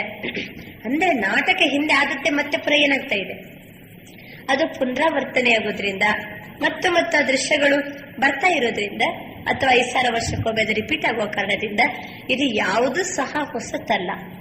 ಏನೇ ಘಟನೆಗಳು ನಡೀಲಿ ಇದು ಹೊಸತಲ್ಲ, ನಥಿಂಗ್ ನ್ಯೂ. ಈಗ ಯಾರಾದ್ರೂ ಸತ್ತೋದ್ರಪ್ಪ, ಅದು ಹೊಸತಲ್ಲ. 5,000 ವರ್ಷದ ಹಿಂದೆ ಅದೇ ಸಮಯದಲ್ಲಿ ಅದೇ ಕ್ಷಣದಲ್ಲಿ ಅಷ್ಟು ಸಮಯ ಅವ್ರು ನಮ್ ಜೊತೆ ಬಾಳ್ಬೇಕಾಗಿತ್ತು. ಮತ್ತೇನಾಗ್ಬಿಟ್ರು, ಅವರು ದೇಹ ಬಿಟ್ಟು ಬಿಟ್ರು. ಮತ್ತೆ ಪುನಃ ಏನಾಗಿದೆ, ಅದೇ ರೀತಿ ನಾಟಕ ಪುನರಾವರ್ತನೆ ಆಗಿದೆ. ಇದರಲ್ಲಿ ಹೊಸತಿಲ್ಲ. ಇದು ನಾಟಕದ ಬಗ್ಗೆ ಈ ರೀತಿ ದೃಷ್ಟಿಕೋನ ಇದ್ದಾಗ ಯಾವ ದೃಶ್ಯಗಳು ಬಂದು ಹೋದರೂ ಸಹ ನಮ್ಗೆ ಏನ್ ಬರುದಿಲ್ಲ, ಅವಾಗ ಚಿಂತೆ ಆಗುದಿಲ್ಲ, ಆಶ್ಚರ್ಯ. ಹೌದಾ ಅಂತಿಲ್ಲ, ಅದು ಹಂಗೆ ಆದದ್ದು ಮತ್ತೆ ಪುನಃ ಏನಾಗ್ತಾ ಇದೆ, ಪುನರಾವರ್ತನೆ ಆಗ್ತಾ ಇದೆ. ಬಾಬಾ ಅಂತಿದ್ದಾರೆ ಇದರಿಂದ ಆಶ್ಚರ್ಯ ಅಥವಾ ಗಾಬರಿ ಅಥವಾ ಚಿಂತೆ ಇವೆಲ್ಲದರಿಂದ ಮುಕ್ತರಾಗಿ ನಾವು ನಿಶ್ಚಿಂತತೆಯ ಅನುಭವ ಮಾಡಲಿಕ್ಕೆ ಸಾಧ್ಯ. ಯಾವ ಜ್ಞಾನದ ಬಗ್ಗೆ ಯಥಾರ್ಥವಾಗಿ ತಿಳ್ಕೊಂಡಾಗ, ನಾಟಕದ ಬಗ್ಗೆ ತಿಳ್ಕೊಂಡಾಗ. ಇನ್ನು ಬಾಬರವರು ಅನೇಕ ಬಾರಿ ಮಾತನ್ನ ನಮ್ಗೆ ಹೇಳಿರ್ತಾರೆ. ಚಿಂತೆ ಬರುವಂತದ್ದು ಯಾವ ಕಾರಣದಿಂದ, ಇನ್ನು ನಿಶ್ಚಿಂತತೆ ಅನುಭವ ಮಾಡಬೇಕಾದ್ರೆ ಇನ್ನೊಂದು ಎಕ್ಸ್ಟ್ರಾ ಪಾಯಿಂಟ್ ಅನ್ನು ಅನುಭವ ಮಾಡೋಣ. ಚಿಂತೆ ಬರುವಂತದ್ದು ಯಾವ ಕಾರಣದಿಂದ. ಈಗ ಅಕಸ್ಮಾತ್ ತಲೆಗೆ ಏನೋ ಚಿಂತೆ ಇದೆ, ವಿಚಾರ ಮಾಡ್ರಿ, ಆ ಚಿಂತೆ ಎಲ್ಲಿಂದ ಬಂತು, ಎಲ್ಲಿಂದ ಬಂದಿರ್ತದೆ, ಎಲ್ಲಿಂದ ಬಂದಿರ್ತದೆ ಅದು. ಯಾವ್ದಾದ್ರು ವಸ್ತುವಿನಿಂದ ಬಂದಿರ್ತದೆ, ಇಲ್ಲಾಂದ್ರೆ ಯಾವ್ದಾದ್ರು ವ್ಯಕ್ತಿಗಳಿಂದ ಬಂದಿರ್ತದೆ. ವಸ್ತುಗಳಿಂದ, ಇಲ್ಲಾಂದ್ರೆ ವ್ಯಕ್ತಿಯಿಂದ. ಈಗ ಬಾಬಾ ಅಂತ ನಾವು ಮಕ್ಕಳಿಗೆ ಜ್ಞಾನ ಕೊಟ್ಟಿದ್ದಾರೆ. ಈ ನಾಟಕದಲ್ಲಿ ಪ್ರತಿಯೊಬ್ಬರು ಸಹ ಏನಾಗಿದ್ದಾರೆ, ಪಾತ್ರಧಾರಿಗಳು. ಅವರು ಅವರದ್ದೇ ಆದಂತಹ ಪಾತ್ರವನ್ನ ಅಭಿನಯ ಮಾಡಲಿಕ್ಕೆ ನಾವು ಈ ಜಗತ್ತಿಗೆ ಬಂದಿದ್ದೀವಿ. ನಮ್ಮದೇ ಆದಂತಹ ಒಂದು ಪಾತ್ರ ಈಗ ನಿಶ್ಚಿತವಾಗಿ ಇದೆ. ಆದರೆ ನಾಟಕದ ಜ್ಞಾನವನ್ನ ಮತ್ತೊಂದು ರೂಪದಲ್ಲಿ ನಾವು ಯೂಸ್ ಮಾಡ್ತದನ್ನು ದುರುಪಯೋಗ ಮಾಡ್ಕೋಬಾರ್ದು. ಅದು ಇದ್ದೇ ಇದೆಲ್ಲ, ಮತ್ತೆ ಪುನಃ ಏನಿದೆ, ನನ್ನ ಹಣೆಯಲ್ಲಿ ಏನ್ ಬರ್ದೇನೆ ಅದೇ ಆಗ್ತದೆ ಅಂತ ಹೇಳ್ಕೊಂಡು ನಾವು ಪ್ರಯತ್ನ ಪಡೋದು ನಿಲ್ಸೋಣ. ಈಗ ಅಕಸ್ಮಾತ್ ನೀವು ಊಟದ ತಟ್ಟೆ ಮುಂದೆ ಕುತ್ಕೊಂಡಿದ್ದೀರಿ, ತಟ್ಟೆ ತುಂಬಾ ಊಟ ಎಲ್ಲ ಇದೆ, ನಾಟಕದಲ್ಲಿ ಇದ್ರೆ ನಾನು ಊಟ ಮಾಡೇ ಮಾಡ್ತೀನಿ ಅಂತ ಸುಮ್ಮನೆ ಕುತ್ಕೊಂಡ್ಬಿಡಿ. ಏನು ಊಟ ನಿಮ್ ಬಾಯಿಗೆ ಬಂದ್ಬೀಳ್ತದ? 5,000 ವರ್ಷದ ಹಿಂದೆ ನಾನು ಊಟ ಮಾಡಿದ್ದಾದ್ರೆ ಮಾಡೇ ಮಾಡ್ತೇನಪ್ಪ ಅಂತ ಸುಮ್ಮನೆ ತಟ್ಟೆ ಮುಂದೆ ಕುತ್ಕೊಂಡ್ಬಿಡು. ಅದು ಏನು ಊಟ ತನ್ನಿಂತಾನೆ ಬಾಯಿಗೆ ಬಂದ್ ಬೀಳೋದಿಲ್ಲ. ಇಷ್ಟಾದ್ರೂ ಪ್ರಯತ್ನ ಬೇಕಲ್ವಾ? ಎಷ್ಟು ಪ್ರಯತ್ನ? ಕೈಯಿಂದ ತೆಗೆದು ಬಾಯಿಗಾರ ಇಡುವಷ್ಟು ಪ್ರಯತ್ನ ಬೇಕಲ್ವಾ? ಹಾಗಿದ್ರೆ ಹಾಗೆ ಆಗ್ತದೆ. ಆ ರೀತಿನೂ ಸಹ ನಾವು ಪ್ರಯತ್ನಹೀನರಾಗಬಾರ್ದು. ನಾಟಕದ ಜ್ಞಾನವನ್ನ ತಗೊಂಡು ಏನಾಗುವುದಲ್ಲ, ಪ್ರಯತ್ನಹೀನರಾಗುವುದಲ್ಲ, ಅಥವಾ ನಾಟಕದ ಜ್ಞಾನವನ್ನ ಕೇಳಿ ಉದಾಸೀನರಾಗುವುದಲ್ಲ. ಯಾಕೆಂದ್ರೆ ಬಾಬಾ ಈ ಕ್ಷಣದಿಂದ ಕಳೆದು ಹೋದಂತ ಮಾತನ್ನೆಲ್ಲ ನಾವು ನಾಟಕ ಅಂತ ಹೇಳ್ಕೊಂಡು ಮರೆತು ನಿಶ್ಚಿಂತರಾಗ್ತೀವಿ. ಆದ್ರೆ ಮುಂದೆ ಬರೋದಕ್ಕೆ ಮಾತ್ರ ನಮ್ಮ ಪ್ರಯತ್ನ, ನಮ್ಮ ಸಾಹಸ, ನಮ್ಮ ದಿಟ್ಟ ಹೆಜ್ಜೆ ಇದು ಬೇಕೇ ಬೇಕು. ಅದಕ್ಕೆ ಬಾಬಾ ತಿಳಿಸ್ತಿದ್ದಾರೆ, ನಾವು ಎಂದೆಂದಿಗೂ ಸಹ ನಿಶ್ಚಿಂತತೆ ಅನುಭವ ಮಾಡಬೇಕಾದ್ರೆ ಪ್ರತಿ ಒಂದು ವ್ಯಕ್ತಿಗಳಿದ್ದು ಅವರದೇ ಆದಂತಹ ಏನ್ ತುಂಬಿದೆ, ಅವರು ಪಾತ್ರವನ್ನ ಹೊತ್ತೇ ಈ ನಾಟಕದಲ್ಲಿ ಪಾತ್ರ ಮಾಡ್ಲಿಕ್ಕೆ ಅಥವಾ ಅಭಿನಯ ಮಾಡ್ಲಿಕ್ಕೆ ಬಂದಿದ್ದಾರೆ. ಯಾರ ಪಾತ್ರದ ಬಗ್ಗೆನೂ ಸಹ ಯೋಚನೆ ಮಾಡ್ಲಿಕ್ಕಿಲ್ಲ. ಆದರೆ ನಮ್ಮ ಜೊತೆಗೇನೆ ಇನ್ನೊಬ್ರು ಯಾರೋ ಬಹಳ ಕಷ್ಟ ಪಡ್ತಾ ಇದ್ದಾರೆ, ದುಃಖ ಪಡ್ತಾ ಇದ್ದಾರೆ, ಒಳ್ಳೆ ರೋಗ ಬಂದಿದೆ ಅವರಿಗೆ, ನರಳಾಡ್ತಾ ಇದ್ದಾರೆ, ಬಿಡು ಅವರ ಕರ್ಮ, ಅವ್ರ ಪಾತ್ರ ಅಂತ ಸುಮ್ಮನಿರೋಣ. ಆದ್ರೆ ಪ್ರತಿಯೊಂದು ಪಾತ್ರದ ಬಗ್ಗೆನೂ ಗೌರವ ಇರಬೇಕು, ಪ್ರತಿಯೊಂದು ಪಾತ್ರದ ಬಗ್ಗೆನೂ ಸಹ ಪ್ರೀತಿ ಇರಬೇಕು, ಪ್ರತಿಯೊಂದು ಪಾತ್ರದ ಬಗ್ಗೆನೂ ಸಹ ಏನಿರ್ಬೇಕು, ನಮ್ಗೆ ದಯೆ ಇರಬೇಕು, ಕರುಣೆ ಇರಬೇಕು, ಸ್ನೇಹ ಇರಬೇಕು, ಉಪಕಾರದ ಭಾವನೆ ಬೇಕು. ಯಾಕೆಂದ್ರೆ ಮಾನವ ಸಂಘಜೀವಿ, ನಾವು ಒಟ್ಟಿಗೆನೇ ಬಾಳುವರಾಗಿರುವ ಕಾರಣದಿಂದ ಪಾತ್ರದ ಬಗ್ಗೆ ಸ್ನೇಹ, ಗೌರವ, ಪ್ರೀತಿ ಇರಲಿ. ಆದರೆ ಅವರ ಪಾತ್ರ ಹೆಚ್ಚು ಕಡಿಮೆಯಾದಾಗ ನಮ್ಗೆ ಮೋಹ ಬೇಡ, ನಮ್ಗೆ ಚಿಂತೆ ಬೇಡ, ಅಥವಾ ನಮ್ಗಿಂತ ಅವ್ರು ಇನ್ನೂ ಚೆನ್ನಾಗಿ ಆದ್ರು ಆವಾಗ ಈರ್ಷ್ಯೆ ಬೇಡ, ಅಥವಾ ದುಃಖ ಬೇಡ. ಮತ್ತೊಬ್ಬರ ಪಾತ್ರ ನೋಡಿ ನಮ್ಮ ಮನಸ್ಸಿನ ಸ್ಥಿತಿಗೆ ದುರ್ಬಲತೆ ಬರುವ ರೂಪದಲ್ಲಿ ಪ್ರಭಾವ ಬೀರಬಾರದು. ಆದ್ರೆ ಪ್ರತಿಯೊಬ್ಬರ ಪಾತ್ರದ ಬಗ್ಗೆ ಒಂದು ರೂಪದ ಗೌರವ, ಪ್ರೀತಿ, ಸ್ನೇಹ ಇದು ಇರಲಿ. ಈಗ ಅವರು ದುಃಖ ಪಡ್ತಾ ಇದ್ದಾರೆ, ಬಹಳ ಅವ್ರನ್ನ ನಂಬಿದೀವಿ, ಬಹಳ ಪ್ರೀತಿಸಿದೀವಿ, ಅವರು ದುಃಖ ಪಡ್ತಾ ಇದ್ದಾರೆ ಅಥವಾ ರೋಗ ಬಂತು, ಅವರಿಗೆ ರೋಗ ಬಂತು, ನರಳಾಡ್ತಾ ಇದ್ದಾರೆ ಅಂತ ಹೇಳ್ಕೊಂಡು ನಾವು ಬಳಿಯಲ್ಲಿ ಕುಂತ ಅಳ್ತಾ ಕೂತ್ಕೊಳ್ಳೋಣ, ಅದು ತಪ್ಪಾಗ್ತದಲ್ವಾ? ಅವರ ಪಾತ್ರವನ್ನ ನೋಡಿ ನಮ್ಮ ಸ್ಥಿತಿ ಹಾಳು ಮಾಡ್ಕೊಳ್ಳೋದು ಬೇಡ, ಅಥವಾ ನಮ್ಮ ಪಾತ್ರವನ್ನ ಏನ್ ಮಾಡ್ಕೊಳ್ಳೋದು ಬೇಡ, ಹಾಳು ಮಾಡ್ಕೊಳ್ಳೋದು ಬೇಡ. ಆದ್ರೆ ಅವ್ರಿಗೆ ನಾವು ಹೆಲ್ಪ್ ಆಗ್ಬೋದು, ಸಹಯೋಗಿ ಆಗ್ಬೋದು, ಪ್ರೀತಿ ಕೊಡ್ಬೋದು, ಅವರಿಗೆ ಉಪಕಾರ ಮಾಡಬಹುದು. ಆದ್ರೆ ಚಿಂತೆ ಮಾಡ್ಲಿಕ್ಕೆ ಬಾಬಾ ಅಧಿಕಾರ ಕೊಟ್ಟಿಲ್ಲ, ದುಃಖ ಮಾಡ್ಲಿಕ್ಕೆ ಬಾಬಾ ನಮ್ಗೆ ಪರ್ಮಿಷನ್ ಕೊಟ್ಟಿಲ್ಲ, ಈರ್ಷ್ಯೆ ಪಡ್ಲಿಕ್ಕೂ ನಮ್ಗೆ ಬಾಬಾ ಅನುಮತಿ ಕೊಟ್ಟಿಲ್ಲ. ಮೋಹ ಬೇಡ, ದುಃಖ ಬೇಡ, ಈರ್ಷ್ಯೆ ಬೇಡ, ಅಥವಾ ಅವರ ಪಾತ್ರ ನೋಡಿ ನಮ್ಗೆ ಕ್ರೋಧನೂ ಬೇಡ. ಅಂತ ಸಮಯದಲ್ಲಿ ಕೂಡಲೇ ನಾಟಕವನ್ನು ಮುಂದಿಡ್ಕೋಬೇಕು. ಓಹೋ, ಇದು ಇವರ ಪಾತ್ರ, ಅಥವಾ ಅವರ ಸಂಸ್ಕಾರಕ್ಕೆ, ಅವರ ಪಾತ್ರಕ್ಕೆ, ಅವರ ಕರ್ಮಕ್ಕೆ ತಕ್ಕಂತೆ ಅವರ ಅಭಿನಯವನ್ನ ಮಾಡ್ತಾ ಇರುವಾಗ ನನ್ನ ಸ್ಥಿತಿಯನ್ನ ನಾನು ಸಾಕ್ಷಿಯಾಗಿಟ್ಕೊಳ್ಳುವಂಥದ್ದು ಬಹಳ ಮುಖ್ಯ. ಸಾಕ್ಷಿ ಸ್ಥಿತಿ ಬರುವುದೇ ಯಾವ ಆಧಾರದ ಮೇಲೆ? ಸಾಕ್ಷಿ ಸ್ಥಿತಿ ಬರುವುದು ಯಾವ ಆಧಾರದ ಮೇಲೆ? ಇದು ನಾಟಕದ ಜ್ಞಾನದ ಆಧಾರದ ಮೇಲೆ ಸಾಕ್ಷಿ ಸ್ಥಿತಿ. ನೀವು ನೋಡಿರ್ಬೇಕಾದ್ರೆ ನಾಟಕ ನೋಡ್ಲಿಕ್ಕೆ ಹೋದಾಗ ಅಲ್ಲಿ ವಿವಿಧ ದೃಶ್ಯಗಳೆಲ್ಲ ಬರ್ತಾ ಇರ್ತದೆ. ನಾಟಕದಲ್ಲಿ ವಿವಿಧ ದೃಶ್ಯಗಳು ಬಂದಾಗ ಕೆಲವರು ಅಳುವಂತ ದೃಶ್ಯ ಇರ್ತದೆ, ಕೆಲವರು ಸಾಯುವಂತ ದೃಶ್ಯ ಇರ್ತದೆ, ಕೆಲವೊಮ್ಮೆ ಪ್ರೇಕ್ಷಕರು ಕುಂತ ಅಳ್ಲಿಕ್ಕೆ ಪ್ರಾರಂಭ ಮಾಡ್ತಾರೆ ನೋಡ್ತಾ ನೋಡ್ತಾ ನೋಡ್ತಾ. ಅಂದ್ರೆ ಇದು ನಾಟಕ ಅನ್ನೋದನ್ನ ಮರ್ತು ಬಿಟ್ಟಾಗ ಏನ್ ಮಾಡ್ತಾರೆ? ದುಃಖ ಪಡ್ತಾರೆ, ಅಥವಾ ಅಳ್ತಾರೆ, ಅಥವಾ ಚಿಂತೆ ಮಾಡೋರು ಸಹಿತ ಇರ್ತಾರೆ. ಕೆಲವೊಮ್ಮೆ ನಾಟಕ ನೋಡ್ತಾ ನೋಡ್ತಾ ಕೆಲವರಿಗೆ ತಲೆನೋವು ಬರುವುದೇ ಇರ್ತದೆ. ಯಾಕೆಂದ್ರೆ ಅಲ್ಲಿ ಟೆನ್ಷನ್ ರೂಪದಲ್ಲಿ ನಾಟಕ ಮಾಡೋಕ್ಕೂ ಅದನ್ನ ನೋಡ್ತಾ ನೋಡ್ತಾ ಇವರಿಗೂ ಟೆನ್ಷನ್, ಇವರಿಗೆ. ಆದ್ರೆ ಅದು ನಾಟಕ, ಅದು ಅವ್ರು ಪಾತ್ರ ಅಭಿನಯ ಮಾಡ್ತಿದ್ದಾರೆ, ಅದು ನಾಟಕ ಅಂತ ದೃಷ್ಟಿಕೋನ ಇದ್ದಾಗ ಅಲ್ಲಿ ಸತ್ರಿ ಸಾಯ್ಲಿ ಅಥವಾ ಹೊಡಿಲಿ ಬಡಿಲಿ ಜಗಳಾಗ್ಲಿ ಇವ್ ನೋಡೋರ್ಗೇನ್ ಚಿಂತೆ ಇಲ್ಲ, ಅದು ಅವ್ರ ಪಾತ್ರ ಅಭಿನಯ ಮಾಡ್ತಿದ್ದಾರೆ. ಅದೇ ರೀತಿ ನಾವೀ ಸೃಷ್ಟಿ ನಾಟಕದಲ್ಲಿ ಪ್ರತಿಯೊಂದು ದೃಶ್ಯವನ್ನ ನೋಡುವಾಗ, ಪ್ರತಿಯೊಂದು ಪಾತ್ರವನ್ನ ನೋಡುವಾಗ ಇದೇನಾಗಿದೆ? ಇದು ನಾಟಕ. ಇದು ಆದ್ರಿಂದ ಆ ದೃಶ್ಯದ ಪ್ರಭಾವ ನಮ್ಗೆ ಶಿಕ್ಷಣ ರೂಪದಲ್ಲಿ ಬೇಕಾದ್ರೆ ಇರ್ಲಿ, ಆದ್ರೆ ದುಃಖ ತರೋ ರೂಪದಲ್ಲಿ, ಚಿಂತೆ ತರೋ ರೂಪದಲ್ಲಿ ಮಾತ್ರ ನಾಟಕವನ್ನ ನಾವು ಅದರ ಪ್ರಭಾವ ಬಿತ್ತಂದ್ರೆ ನಮ್ಗೆ ಸಾಕ್ಷಿ ಸ್ಥಿತಿ ನಮ್ಮಲ್ಲಿ ಇಲ್ಲ ಅಂತ ಹೇಳಿಯೇ ಅರ್ಥ. ಆಮೇಲೆ ಬಾಬರವರು ನಾಟಕದ ಬಗ್ಗೆ ನಮ್ಗೆ ಈ ಯಥಾರ್ಥವಾದ ಜ್ಞಾನವನ್ನ ಕೊಟ್ಟು, ನಾಟಕ ಅಂದ ಕೂಡ್ಲೇನೆ ವಾ ಡ್ರಾಮಾ ವಾ ಅಂತ ನಮ್ಗೆ ಬಾಬಾ ಏನ್ ಮಾಡ್ತಾರೆ? ಕೆಮ್ಮೆ ಬಾಬರವ್ರ ಉದ್ಗಾರ ನೆನಪಿರ್ಬೇಕಲ್ವಾ? ವಾ ಮೇರಾ ಪಾರ್ಟ್, ವಾ ಮೇರಾ ಡ್ರಾಮಾ, ಅಥವಾ ವಾ ಮೇರಾ ಬಾಬ್. ಪ್ರತಿಯೊಂದು ದೃಶ್ಯ, ಪ್ರತಿಯೊಂದು ಗಳಿಗೆ, ಪ್ರತಿಯೊಂದು ಕ್ಷಣ, ಪ್ರತಿಯೊಂದು ದಿನಗಳನ್ನ ಕಂಡಾಗ ವಾ ವಾ ವಾ ಅಂತ ಅನ್ಬೇಕಾದ್ರೆ ಹಾಯ್ ಅಲ್ಲ. ಕಲಿಯುಗದಲ್ಲಿ ಏನಿತ್ತು? ಒಂದು ರೋಗ ಬರ್ಲಿಕ್ಕಿಲ್ಲ, ಹಾಯ್ ಅಂತಿತ್ತು. ಒಂದು ಕಷ್ಟ ಬರ್ಲಿಕ್ಕಿಲ್ಲ, ಅಯ್ಯೋ ಅಂತಿದ್ದೆ. ಅಯ್ಯೋ, ಹಾಯ್ ಇವೆಲ್ಲ ಏನು? ಒಂಥರ ದುಃಖ ಸೂಚಕ. ಆದರೆ ಇದು ನಾಟಕ ಏನಿದೆ, ಇದು ಕಲ್ಯಾಣಕಾರಿ ನಾಟಕ. ಇದು ಕಲ್ಯಾಣಕಾರಿ ನಾಟಕ. ಸೃಷ್ಟಿ ನಾಟಕ ಏನಂತಂದ್ರೆ ಇದು ಪುರುಷೋತ್ತಮ ಕಲ್ಯಾಣಕಾರಿ ನಾಟಕ ಆಗಿದೆ. ಈ ನಾಟಕದ ಬಗ್ಗೆ ಬಾಬಾ ಒಂದು ಮಾತನ್ನ ಹೇಳ್ತಾರೆ. ಏನಂತಂದ್ರೆ, जो हुआ वह अच्छा, जो हो रहा है वो बहुत अच्छा, जो होने वाला है वो और भी अच्छा होगा. ಈ ಒಂದು ಮಾತನ್ನ ಪ್ರಾಕ್ಟಿಕಲ್ ಆಗಿ ನಮ್ಮ ಜೀವನದಲ್ಲಿ ಹೇಗೆ ಅನುಭವ ಮಾಡಬಹುದು, ಯಾವಾಗ ಅನುಭವ ಮಾಡಲಿಕ್ಕೆ ಸಾಧ್ಯವಿದೆ? ಇದು 3 ಸಹ ನಾಟಕದ್ದು, ಭೂತ, ವರ್ತಮಾನ, ಭವಿಷ್ಯತ್. ಭೂತಕಾಲದಲ್ಲಿ ಏನಾಯ್ತೋ ಅವೆಲ್ಲ ಆದದ್ದು ಒಳ್ಳೆಯದಕ್ಕೆ. ಈಗೇನಾಗ್ತಾ ಇದೆಯೋ ಅದು ಇನ್ನಷ್ಟು ಒಳ್ಳೆಯದಕ್ಕೇನೆ ಆಗ್ತಾ ಇದೆ. ಏನು ಆಗಲಿದೇನೋ ಅದು ಮತ್ತಷ್ಟು ಒಳ್ಳೆಯದು. ಕ್ಯೋ अच्छे थे अच्छा ಬಾಬಾ ಮಿಲಾ ಹೇನಾ. ಪ್ರತಿ ಕ್ಷಣನೂ ನಮ್ಗೆ ಅಚ್ಚ ಅಚ್ಚ ಅನಿಸ್ಬೇಕಾದ್ರೆ ಬಾಬನ ಬಚ್ಚ ಆಗಿರ್ಲೇಬೇಕು. ಬಾಬರವರಿಗೆ ನಾವು ಮಕ್ಕಳಾಗಿಲ್ಲ ಅಂತಂದ್ರೆ ಅವರಿಗೆ ಜೀವನದಲ್ಲಿ ಪ್ರತಿ ಕ್ಷಣನೂ ಅಚ್ಚ ಅಚ್ಚ ಅನ್ನಂಗಿಲ್ಲ. ಅವ್ರು ಎಷ್ಟು ಕಷ್ಟ ಪಡ್ತಾ ಇರ್ತಾರೆ, ಎಷ್ಟು ಪರಿಶ್ರಮ ಪಡ್ತಾ ಇರ್ತಾರೆ. ಲೌಕಿಕ ಜನ ನೋಡ್ರಿ, ಎಷ್ಟು ಒಂದು ಏನಾರು ಘಟನೆ ನಡೆದೋಗ್ಲಿಕ್ಕಿಲ್ಲ, ನಡೆದು ಹೋಯ್ತು ಬಿಟ್ಬಿಡಿ, ಏನ್ ಚಿಂತೆ ಮಾಡ್ತಾರೆ, ಅದೇ ಒಂದು ಟೆನ್ಷನ್. ಕೆಲವು ಮಾತೇರಿರ್ತಾರೆ, ಎಷ್ಟೋ ವರ್ಷದ 10 ವರ್ಷದ 20 ವರ್ಷದಲ್ಲಿ ವಿಚಾರ ಮಾಡ್ಕೊಂಡು ನನ್ನ ಜೀವನದಲ್ಲಿ ಹಿಂಗಾಯ್ತಲ್ಲ, ಹಾಗಾಗಿ ಹೋಯ್ತಲ್ಲ ಅಂತ ಏನ್ ಮಾಡ್ತಾ ಇರ್ತಾರೆ, ಕಣ್ಣೀರಾಗ್ತದೆ. ಆದದಾಗಿ ಹೋಯ್ತಪ್ಪ. ಆದರೆ ಆಗಿ ಹೋದದೆಲ್ಲ ಯಾವ್ದಕ್ಕೋಸ್ಕರ? ಒಳ್ಳೆಯದಕ್ಕೋಸ್ಕರ. ಏನಾಗ್ತಾ ಇದೆ ಅದು ಒಳ್ಳೆಯದಕ್ಕೋಸ್ಕರ, ಏನಾಗಲಿದೆ ಅದು ಇನ್ನಷ್ಟು ಒಳ್ಳೆಯದೇ ಆಗ್ತದೆ. ಯಾಕೆಂತಂದ್ರೆ ನಮ್ಗೆ ಸಂಗಮ ಯುಗದಲ್ಲಿ ಯಾರ ಜೊತೆಗೆ ಪಾತ್ರ ನಮ್ದು? ಬರೇ ಬಾಬನ್ ಜೊತೆ ಪಾತ್ರ ಅಂದ್ರೆ ನಡೆಯಂಗಿಲ್ಲ. ಯಾರ ಜೊತೆ ಪಾತ್ರ? ಶಿವಬಾಬನ್ ಜೊತೆಗೆ. ಶಿವ ಅಂತಂದ್ರೇನೆ ಏನರ್ಥ? ಕಲ್ಯಾಣಕಾರಿ. ಕಲ್ಯಾಣಕಾರಿಯಾಗಿರುವಂತಹ ತಂದೆ ಜೊತೆಗೇನೆ ನನ್ನ ಪಾತ್ರ ಇರುವಾಗ ನನ್ನ ಜೀವನದಲ್ಲಿ ಪ್ರತಿ ಕ್ಷಣನೂ ಸುಖಮಯ, ಇದು ಕಲ್ಯಾಣಮಯ. ಪ್ರತಿ ಕ್ಷಣನೂ ನನ್ಗೆ ಕಲ್ಯಾಣಕಾರಿ.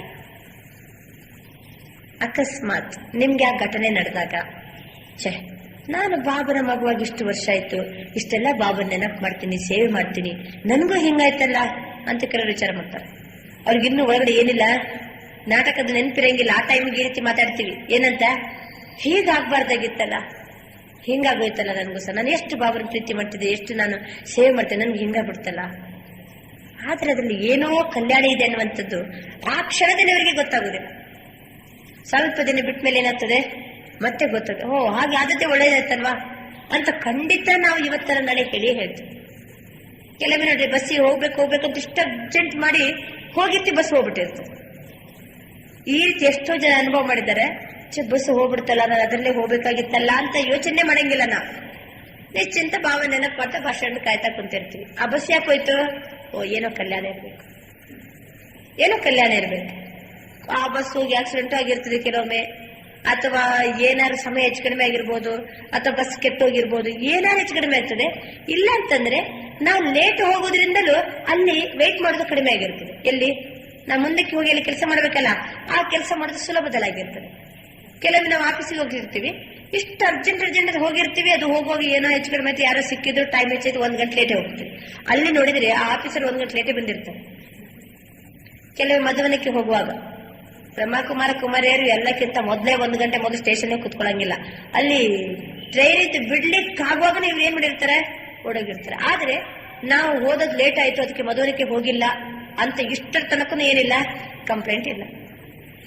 ಅಂದ್ರೆ ಪ್ರತಿ ಒಂದರಲ್ಲಿ ಸಹ ಏನ್ ತುಂಬಿರ್ತದೆ, ಕಲ್ಯಾಣ ತುಂಬಿರ್ತದೆ. ಅಕಸ್ಮಾತ್ ಬಸ್ ಹೋಗ್ಬಿಡ್ತು ಅಥವಾ ಏನೇ ಹೆಚ್ಚು ಕಡಿಮೆ ಆಯ್ತು, ಆರಾಮ ಏನೋ ಕಲ್ಯಾಣ ಇದೆ ಅಂತೀವಿ, ಬಾಬರ್ ನೆನಪಾಟ ಕುತ್ಕೊಂತಿರ್ತೀವಿ. ಯಾಕೆಂದ್ರೆ ಕರಾನೇವಲ್ಲ ಬಾಬಾ, ಲೇಜಾನೇವಲ್ಲ ಬಾಬಾ, ಕರ್ಕೊಂಡು ಹೋಗೋ ಅವನು. ಎಷ್ಟೊತ್ತಿಗೆ ಯಾವ ಸಮಯಕ್ಕೆ ಯಾವ ಬಸ್ಸಲ್ಲಿ ಹೆಂಗ್ ಹೋಗ್ಬೇಕು ಅವನಿಗೆ ಗೊತ್ತಿರ್ತದೆ, ಕರ್ಕೊಂಡು ಹೋಗ್ತಾನೆ. ಈ ರೀತಿ ಪ್ರತಿ ಕ್ಷಣನೂ ಸಹ ಕಲ್ಯಾಣದ ಅನುಭವ ಮಾಡಬೇಕಾದ್ರೆ ಯಾರ ಜೊತೆಗಿರುವಂತ ಅನುಭವ ಮಾಡಬೇಕು? ಕಲ್ಯಾಣಕಾರಿ ಶಿವ ತಂದೆಯ ಜೊತೆಗಿರುವಂತಹ ಅನುಭವ ಮಾಡಬೇಕು. ತಂದೆಯ ಜೊತೆಗಿರುವಂತಹ ಅನುಭವ ಮಾಡೋದ್ರಿಂದ ನಾವು ನಿಶ್ಚಿಂತ ಆಗಿರ್ತೀವಿ, ನಿರ್ಭಯ ಆಗಿರ್ತೀವಿ. ನಿರ್ಭಯತೆ ಇರ್ತದಲ್ವಾ? ನಮ್ಗೆ ಹಿಂದೆ ಹೇಳಿದ್ ನೆನಪಿರ್ಬೇಕು. ಅಕಸ್ಮಾತ್ ಮಧ್ಯರಾತ್ರಿ ಏನಾದ್ರು ಅಕ್ಕಂದಿರ ನಾವು ಒಬ್ಬರನ್ನೇ ಹೋಗಿ ಇಂಥ ಕಾಡಿನಲ್ಲಿ ಇಂಥ ದಾರಿಯಲ್ಲಿ ಮುಂದಕ್ಕೆ ಹೋಗ್ಬೇಕು, ಇಂಥ ಕಡೆ ಹೋಗ್ಬೇಕಂತ ನಾವು ಹೇಳ್ಬಿಟ್ರೆ ಅವ್ರಿಗೆ ಭಯ ಆಗ್ತದೆ. ಒಂದು ವೇಳೆ ನಿಮ್ ಜೊತೆಗೆ ಒಬ್ಬರನ್ನ ಪೈಲ್ವಾನ್ ಕಳಿಸಿಕೊಟ್ರೆ, ಒಬ್ಬ ಒಳ್ಳೆ ಪೈಲ್ವಾನ್ ಎಂತವರನ್ನಾದ್ರೂ ಏನ್ ಮಾಡ್ಬಿಡ್ತಾನ ಅವನ, ಎದುರಿಸುವಂತ ತಾಕತ್ತಿದೆ. ನಿಮ್ಗೆ ಧೈರ್ಯಕ್ಕೆ ಇವರನ್ನ ಜೊತೆ ಕಳಿಸಿರ್ತೀನಿ ಹೋಗ್ರಿ ಅಂತಂದ್ರೆ ಎಷ್ಟು ನಿಶ್ಚಿಂತ ಹೋಗಿರ್ತೀರಲ್ವಾ? ಒಬ್ಬರೇ ಹೋಗಿ ಅಂತಂದ ಕೂಡಲೇ ಭಯ ಬರ್ತದೆ. ಜೊತೆಗೊಬ್ಬರನ್ನ ಕಳಿಸಿಕೊಟ್ಬಿಟ್ರೆ ಏನಾಗ್ತದೆ? ಧೈರ್ಯ. ಯಾಕೆ ಧೈರ್ಯ ಅಂತಂದ್ರೆ, ಯಾರಿದ್ದಾನೆ? ಪೈಲ್ವಾನ್ ಇದ್ದಾನಲ್ವಾ? ಎಷ್ಟು ಕ್ಷಣ ನಿರಂತರ ನಮ್ಮ ಜೊತೆಗಿದ್ದಾನಂತ ಅನುಭವ ಮಾಡಿದಾಗ ಧೈರ್ಯ ಸಹಜವಾಗಿ ಬಂದಿರ್ತದೆ. ಅದೇ ರೀತಿ ಕಲ್ಯಾಣಕಾರಿ ತಂದೆ ನನ್ನ ಜೊತೆಗಿದ್ದಾರಂತ ನಮ್ಗೆ ಅನುಭವ ಇತ್ತಂತಂದ್ರೆ ಜೀವನದಲ್ಲಿ ನಾವು ನಿಶ್ಚಿಂತಾಗಿರ್ತೀವಿ, ನಿರ್ಭಯ ಆಗಿರ್ತೀವಿ. ನಿಶ್ಚಿಂತತೆನೂ ಬರ್ತದೆ, ನಿರ್ಭಯನೂ ಸಹ ನಮ್ಗೆ ಸಹಜವಾಗಿರ್ತದೆ. ಮತ್ತೆ ಬಾಬರವ್ರನ್ನ ಜೊತೆಗಿಟ್ಕೊಳ್ಳೋದ್ರಿಂದ ನಮ್ಗೆ ಸದಾ ಕಲ್ಯಾಣವೇ ಕಲ್ಯಾಣ.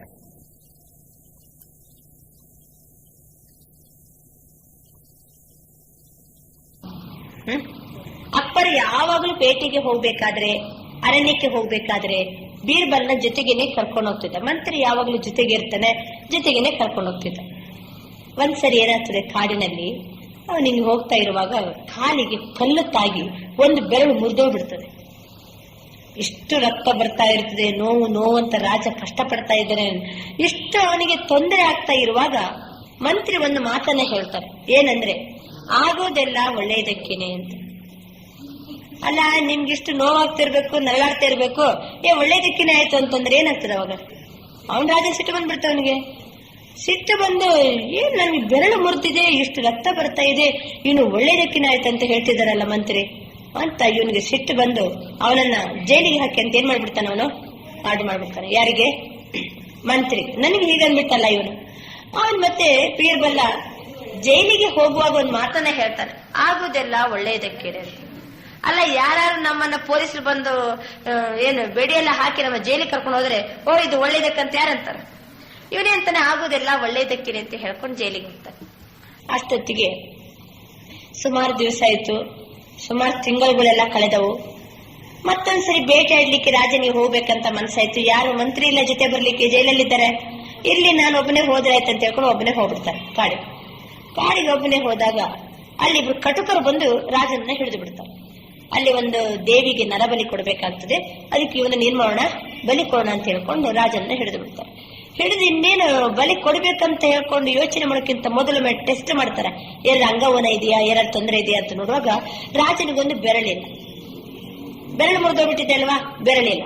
ಓಹೋ, ಇದು ಬಲಿ ಕೊಡ್ಲಿಕ್ಕೆ ಏನಲ್ಲ, ಇದು ಯೋಗ್ಯ ಅಲ್ಲ ಅಂತ ಹೇಳ್ಕೊಂಡು ರಾಜನ ಬಿಟ್ಬಿಡ್ತಾರೆ.